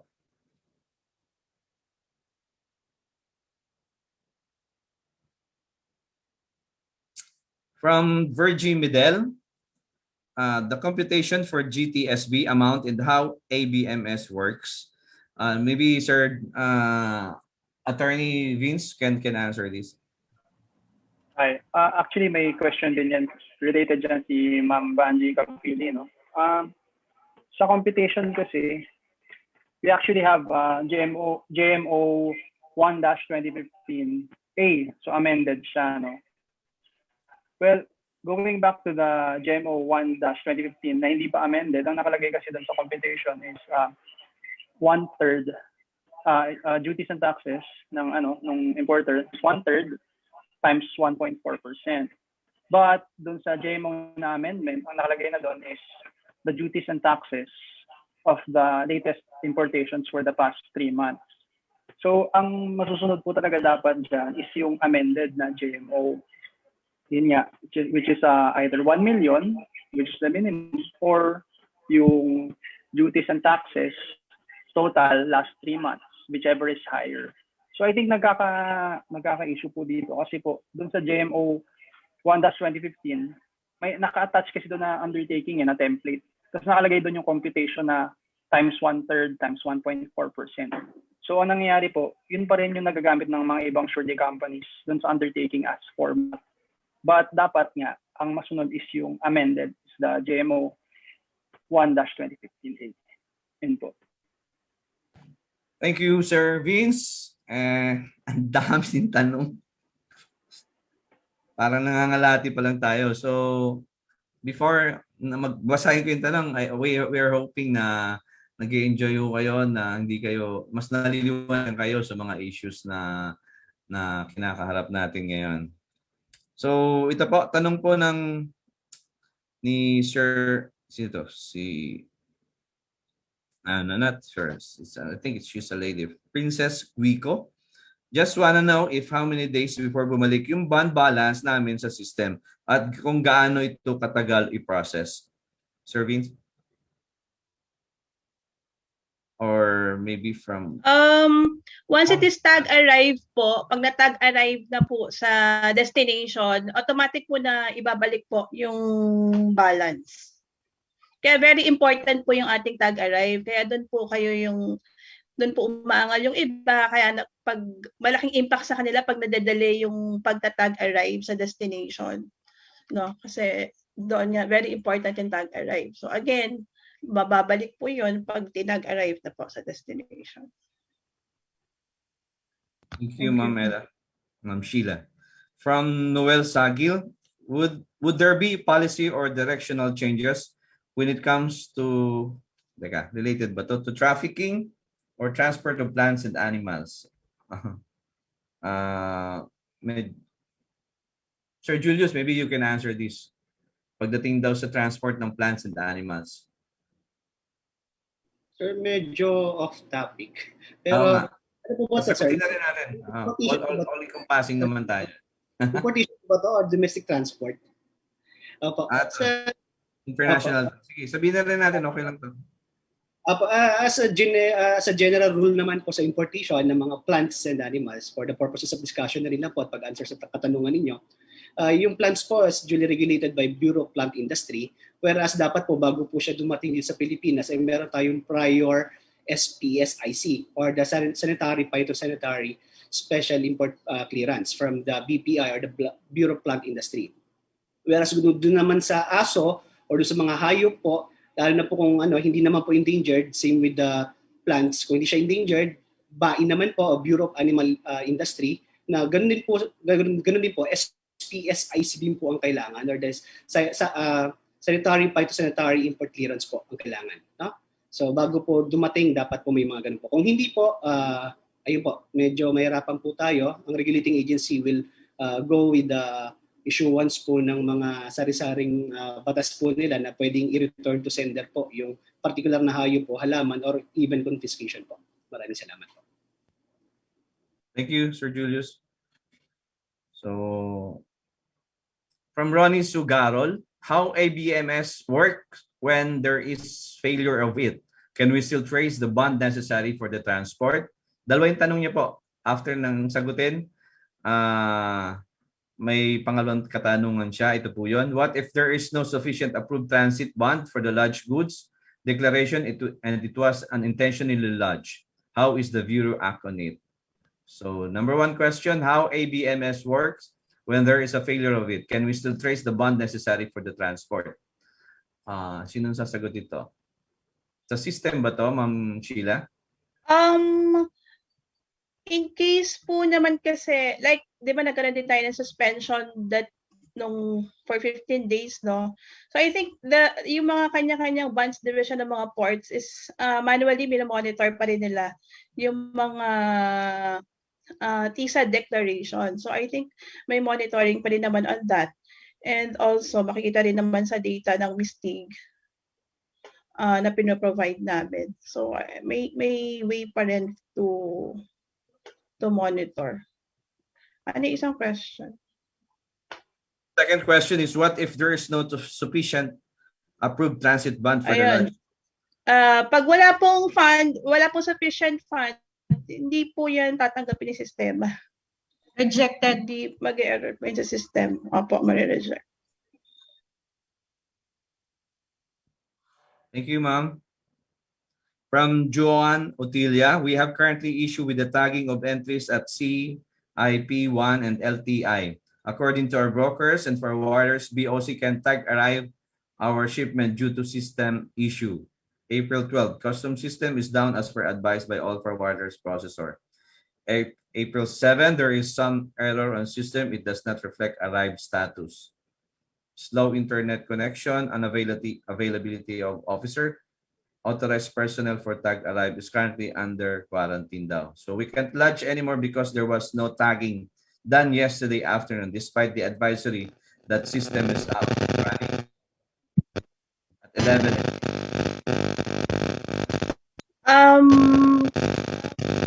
With regards to the yung problema natin yesterday.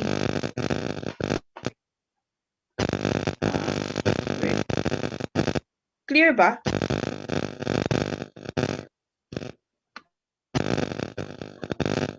masakit sa tenga? Ano ba yung status niya?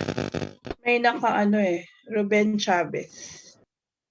Ayun, okay. All right. Sige. Nagkaroon tayo ng problema yesterday, okay, sa ating E2M. So, I think it was resolved din naman before lunch. So, hinabol natin yung may mga errors pa. So, nare-resolve naman. So, in that case, yung problema sa PESA right now, I think i-raise lang doon sa concerned satellite office, and kung meron, nire-raise naman agad doon sa ating Arnold, doon sa ating TWG PESA group, no? So, lang po sa inyo, paki-coordinate sa inyong mga doon sa satellite office kung saan may problema. Then she added that, Yun lang. please confirm. Yeah, thank you, Ma'am Ella. She added that, please confirm also if there is available officer for Saturday, Sunday, and even holidays who will tag the entries in the system. Oh, wala bang taga-PESA dito?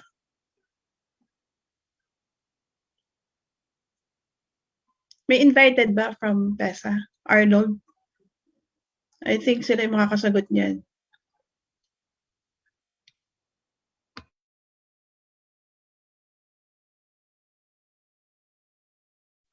Well, ang masisigurado po namin, si E2M po is available on Saturday and Sunday. So, yung tao po siguro ang nagtatag ang kailangan man. For NAIA's concern naman po, we believe that we operate 24/7, particular do sa mga Air Express operators for the PESA shipments na dumadating at nire-release po. And also, some other warehouses, meron kaming special release system naman po na kung saan napaprocess din naman po yun kahit during weekends, holidays. Maliban na lang po doon sa destination na tatanggap nito. So, we cannot answer for them, but I understand that it's the arrangement of the BOC at the zone. Maybe you can coordinate with them para po dun sa process ng tagging and really arrive ng shipment po ninyo. We go ahead from questions from Emmanuel Ilao Ria. Is there any other ways that we can notify BOC to tag arrive all shipment aside from calling to them? We have CCPS, diba? Customer Care Portal System, wherein you can send your doon yung mga complaints or follow-ups. Thank you, Mamela. One of the reasons why we are having this webinar is hindi nilalapit po natin yung Bureau of Customs sa ating mga participants, sa ating mga kliyente, sa ating mga partners. So with this kind of webinar po, our district collector has made an assurance na kung may concerns or issues po na concerning sa ports operation o process po, our port you can reach our port via online po sa aming Facebook page, sa customer care center po namin. Sir Julius Alticio is the head of the 24/7 po.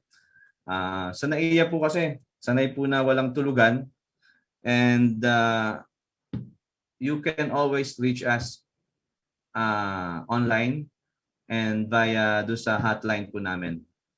Thank you po. Andrea Elka, about ABMS report monitoring balances, is it possible to add the reference airway bill per TSAD for our easy reference as importer? Sa MSTG po ito, ma'am. About ABMS report monitoring balances, is it possible to add the reference airway bill per TSAD for our easy reference as importer? Yeah, Alisa? Noted. Okay. Okay po. Noted po. Thank you. From Mona Elisa de la Cruz, how to proceed with the release process if we cannot provide additional requirements, like on the spot? Ma'am Mona Elisa de la Cruz.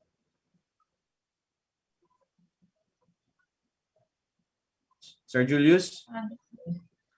We have a citizens charter po. All the requirements and we have a CMO na pagdating po sa importation ng mga vessel shipments or any importation po, nandun po sa website namin, nandun sa customs regulations po natin, na kung saan yung process po ng release is always available pagdating po sa mga requirements. Maybe we can ask Sir Julius kasi dahil naka no contact policy na tayo and yung online transaction po is ina-advocate natin. Maybe Sir Julius can answer this dahil siya ang head ng customer care center natin. Sir Julius, please. Sir, thank you po. Just want to know sana kung ano po yung specific additional requirements na kailangan nila. Kasi normally naman po, napakasaldan po natin makareceive ng ganitong problema. Kasi lahat po ng ating mga PESA stakeholder and even their authorized representative ay napaka-compliant po. Yun lang po yung masasabi ko. Siguro baka kung may ganito pong instance, ayun, katulad po na nabanggit po ni Sir Arnold, meron naman po tayo namin sa Citizens Charter namin na talagang nakalist naman po yung mga requirements na kung ano po yung kailangan. So with that, seamless po yung process natin. At the same time, ayun nga po, naka-online po tayo. So just upload it doon sa CCPS and we forward it naman din po doon sa concerned office. Maraming salamat. Apo. Thank you, Sir Julius. Sa concern ni Ma'am Mona Elisa, kung meron po kayong concern with regards kung ano yung additional requirements po na nire-require, kung sino man pong opisina, kung ano mga opisina po yun, please feel free to approach or send your feedback or any issues po para masagot po namin specifically. As far as the Bureau of Customs is concerned, meron na tayong sinusunod na ARTA law. So kung ano po yung nandun lang sa requirements, yun lang po yung susundin natin. Unless mayroong ibang issue talagang bukod dun sa sinasabi ninyo. From May, sir, we have processed GTSB bonds with MICP last January 28, but until now, we have not received confirmation of the registration. Ano to? Registration. Yun nga, pwedeng pa-clarify po. Maybe you can reach us kung you can provide us the specific of the details nung concern ninyo so that we can assist you to make follow-ups po sa concern port and mai-relay po namin to. And also, nandito rin naman ng MISTG, maybe they can assist us kung ano talaga yung dapat i-confirm. Thank you po. From Marianne Manalo, with regards to the tag release of entries, paano po ang gagawin sa mga entry last year na ilang beses na po na tag release pero di na view sa destination Subic po? Di matag arrive tuloy. Ayun po. Maybe Sir Julius as head of the customer care center, alam niyo nang gagawin dito pag may ganitong issue. Kontakin niyo po Sir Julius para ibigay niyo yung specific na bakit hindi natatag. Saan po bang port to na discharge? Sa Port of Manila, Port of MICP, Port of NAIA, o anong port po bago siya nakarating sa Subic po? So, meron kaming website, meron kaming Facebook page, meron kaming hotline. Mamaya ipopost po namin. Maybe you can send us the details para matulungan po at ma-assist namin kayo, particular sa entry na sinasabi niyong last year pa na hindi natatag arrive. Sa ganitong sitwasyon, Sir Julius and Sir Attorney Fajardo, paano po ba yun? Nagkakaroon po ba ng violation yun? Matatag, as a mistake, pwede rin to. Matatag aray pa rin po ba to? Ano yung proseso na mangyayari pag ganito po? Or si Sir Dom? Sige, Lisa. Kasi bago matag-arrive, no, may mga certain requirements tayo. Dapat tag-release dun sa port of discharge. Kung ano sa warehouse operator. So, yun yung pinaka-critical dito, dapat matag-release nila. So, there are times naman na hindi na po full cycle yung OLRS. Kasi, ang start dito is ganito, di ba? Nag-file ka, nagbayad ka, mag-i-issue kayo ng magpe-pay, then mag-i-issue kami ng OLRS. Ang status ng OLRS is sent pending. After nun, ang warehouse kasi dapat mag-provide sila ng feedback. Ang dalawang klase ng feedback nila, confirm ownership, kung nasa kanila talaga yung cargo. Then pangalawa is misroute, kung hindi sa kanila yung cargo. Kumbaga, nagkamali yung declarant ng location of goods. Then, kung na-release na sa kanila, dapat mag-i-issue sila ng another feedback, release. Yun yung nakalabas na sa bodega nila. So, yun ang requirements naman ni tag-arrive. Dapat ang feedback o ang OLRS status na sa site ni ITOF is release. So, dun lang siya matatag-arrive. Ano ang kalimitan mga nagkakaroon ng problem nito? Una, hindi kumpleto yon yung OLRS. Minsan confirm, minsan daw may error na naglalabas sa system. So, yun yung chine-check namin. So, para malaman namin kung ano yung problem, meron kaming refreshable files na pinrovide sa mga locators namin, yung mga nasa satellites. So, doon makikita nila kung ano ba ang reason kung bakit hindi siya natatag-arrive. So, ano yung mga steps na dapat gawin. And besides, nanghingi rin kami ng request sa mga VASP natin na kung po pwede, i-assist din nila yung mga warehouse operator na client nila. Kasi yun nga, sa side daw nila is release na, pero sa side ni ITOM is hindi pa. So yun yung meron kaming in-adjust na sa system. So supposed to be dapat, hindi na ganito kadami yun. Although kasi, ang problem natin is super dami ng transaction. So parang na-overwhelm na yun yung mga nagtatag-arrive. Sa NAIA, ilan ang transaction, kumbaga ilan ang pinaprocess sa loob ng isang araw. So syempre yung sa satellite din. Pero although ginagawa na ng paraan sa AOCG na mag-augment na tayo ng magdagdag ng panibagong personnel para dito. And mga weekends, nagtatrabaho din lahat sila. Para lang para lang ma-lessen yung mga for tagging na yung mga backlog natin. Backlog. It's so happen naman kasi na everyday din may dumadagdag. So parang ang nangyayari, parang hindi nababawasan. Parang yung ano natin, kasi sobrang dami lalo na when it comes from NAIA, grabe ang transactions ng transit sa NAIA.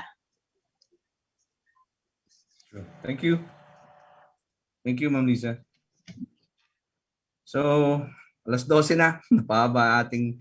Pero maganda po yung discussion natin. Very productive po. At saka, kahit ako, natututo ako sa mga sagot at saka sa mga tanong po ninyo.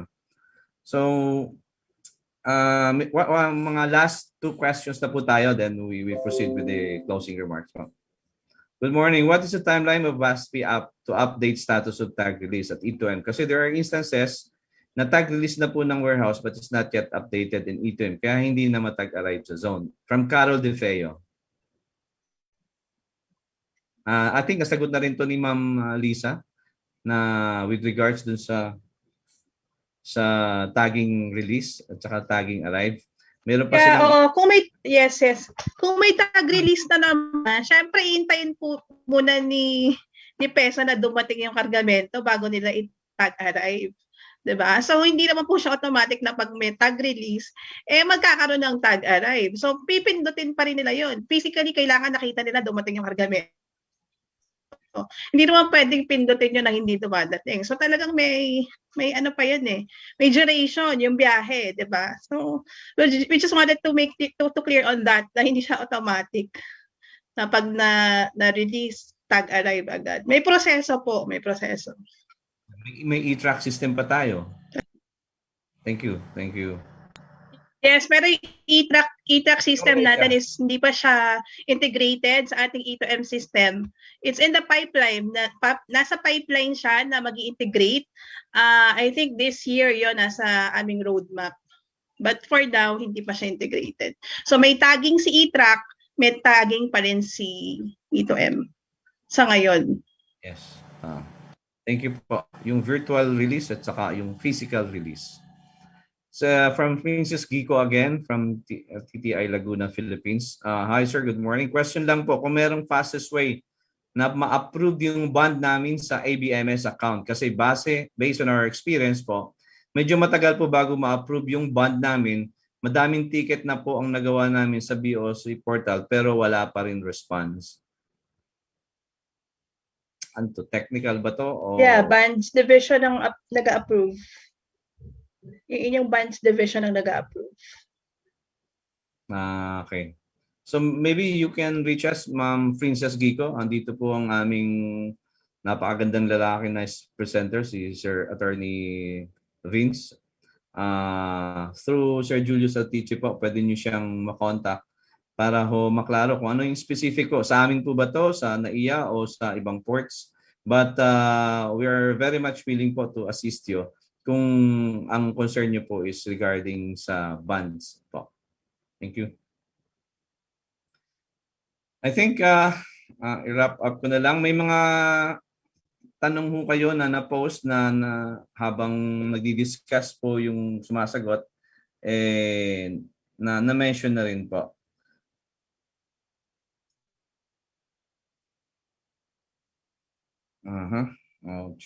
Notification. Ito from Miss Ninette. Siguro last two na lang. Uli. On ABMS, how to receive charge bond notification. How to register our email address. On ABMS po. How to receive charge bond notification. Sa system po ba to, ma'am? Please. Yes, meron tayong online, GTSB online portal. You can access it po sa ating customs.gov.ph. Tingnan nyo lang po, meron dong GTSB online inquiry. So, fill up nyo lang po. I think TIN number and the policy number lang. And then, ayun, yung sinishare po. So, ayan yung system. Ayun. So, if you fill up nyo lang po yung TIN, yung port code, at yung policy number, and then makikita nyo na po yung status. Ayan po. I think yan yung ni-request kanina ni Ma'am, yung may nag-raise ng question na kung pwedeng idagdag yung BL number. That's it. Thank you. Thank you, ma'am. Thanks, Lisa. So, yung sa clarification ng comparison ng minimum bond amount ng GTSB at hello.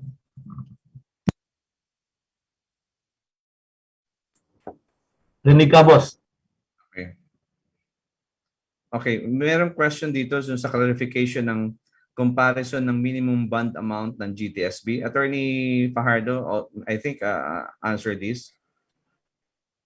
O si nasagot ko na to. Okay. So with that, I think sana po na nasagot namin at natugunan namin yung mga katanungan at saka mga ibang kaalaman na impart namin po sa inyo ngayong araw na to. And we are happy and privileged na magkaroon kami ng pagkakataon na mailapit sa inyo yung issue ng ABMS at saka yung customs transit process.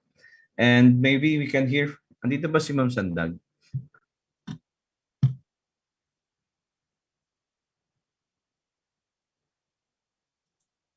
Or Sir Dong, may gusto kang sabihin? Wala naman, sir. Okay na. Na-discuss na ni Ma'am Ella at ni Ma'am Lisa. Apo, yung mga katanungan niyo po na hindi namin masyado nabasa, please sasagutin po namin yon, isa-send po namin sa inyo yung aming mga kasagutan. Maybe we can hear now from our Ruby. Andiyan ba si Ma'am?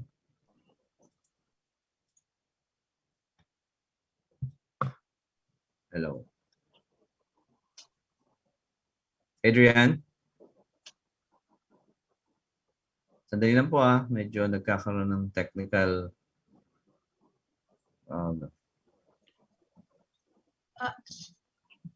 Pwede mag-ano. Sige, go ahead, Ma'am Lisa. Makisuyo na lang sa mga staff nyo na pumupunta sa mga warehouse, yung mga nagre-release. Make sure lang talaga na tag-release yung status nung OLRS nyo.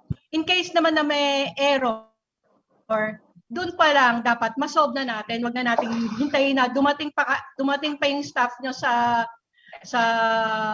PESA, saka doon natin i-resolve. Kung masasabihan niyo yung staff nyo na tanungin kaagad, ano ba, may error ba or hindi. Kung may error, pwede nilang i-raise sa site manager ng sa NAIA para kami ang magre-resolve noon kung kailangan namin kausapin, kung meron kaming dapat kausapin para doon. Yun lang ang inaano namin na sana doon pa lang sa warehouse makita na natin kung ano yung problem. Kasi useless na makarating kayo tapos doon nyo lang di malalaman yung problema. Thank you, Ma'am Lisa. So it is clear sana sa mga participants natin ngayon na nagpo-process dito sa Port of NAIA and maybe also sa ibang ports na we can proactively unahan na natin, anticipate na natin na possible na hindi siya agad matag-release ng port of discharge. And yung mga arrastre or warehouse operators, nandyan naman po sila lagi and they're also our partners to assist us with regards kung may issue po tayo sa pagtatag ng shipments natin as released. So our warehouse operators, 7 warehouse operators from PSI, Per Cargo, DHL, as well as FedEx, PSI, and Cargo House. Sila po very cooperative and very actively participating po sa mga issues and concern with regards po sa pagtataging natin. And also the VASPs, with the initiative of our district collector and also our deputy commissioner for assessment operations and coordination group, very po sila, dedicated talaga na mag-monitor kung kahit this oras ng gabi may maririnig ko natin kapag mayroong mga pina-follow up na shipments na hindi na tag-arrive ng destination. We see to it na yung warehouse operators ina-approach agad po natin para ma-address agad at ma-resolve yung issue ng pagtatag arrive ng port of destination kung mayroong problema sa tagging release ng port of discharge. So with that, maybe we can hear from our speakers as their closing remarks, Sir Vince Fajardo and Sir Julius Altiche. And also, before that, again, thank you po kila Ma'am Sheila Lagat, kay Ma'am Lisa Absalon for their time na makasama namin sa oras na to. Also, our Deputy Collector for Operations, si Ma'am Sandag, and all the other NAIA customs personnel, officials and employees na kung saan gustong maging updated din sa mga current policies and operations ng Bureau of Customs. Maybe we can hear from Sir Vince.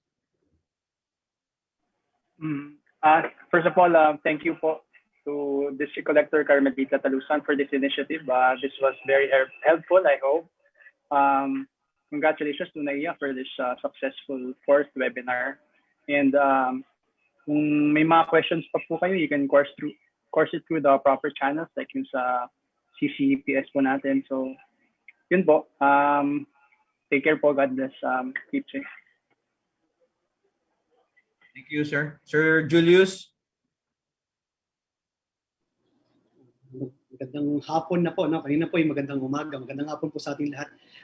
Maraming salamat po sa pagdalo ninyo. Maraming salamat po sa ating butihing kolektor at kapag-organisa po ulit ng ganito. Pero as I remember po, this topic of this webinar today, duly requested po ito kay ating district collector po. No? So, na-address po din ni ma'am. Anyway po, maraming salamat po ulit. Huwag po sana kayo mag-asawa. At sana po ay nakatulong tayo sa ating pare-parehas po na pangangailangan ng mga information po na dapat natin matutunan.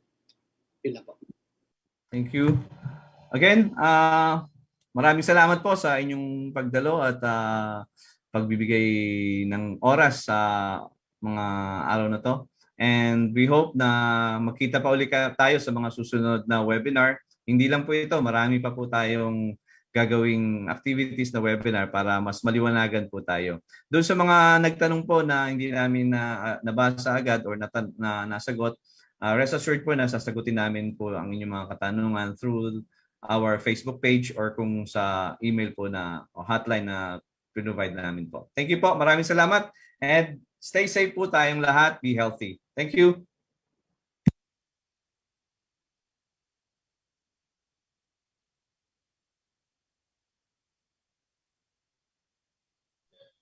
Thank you.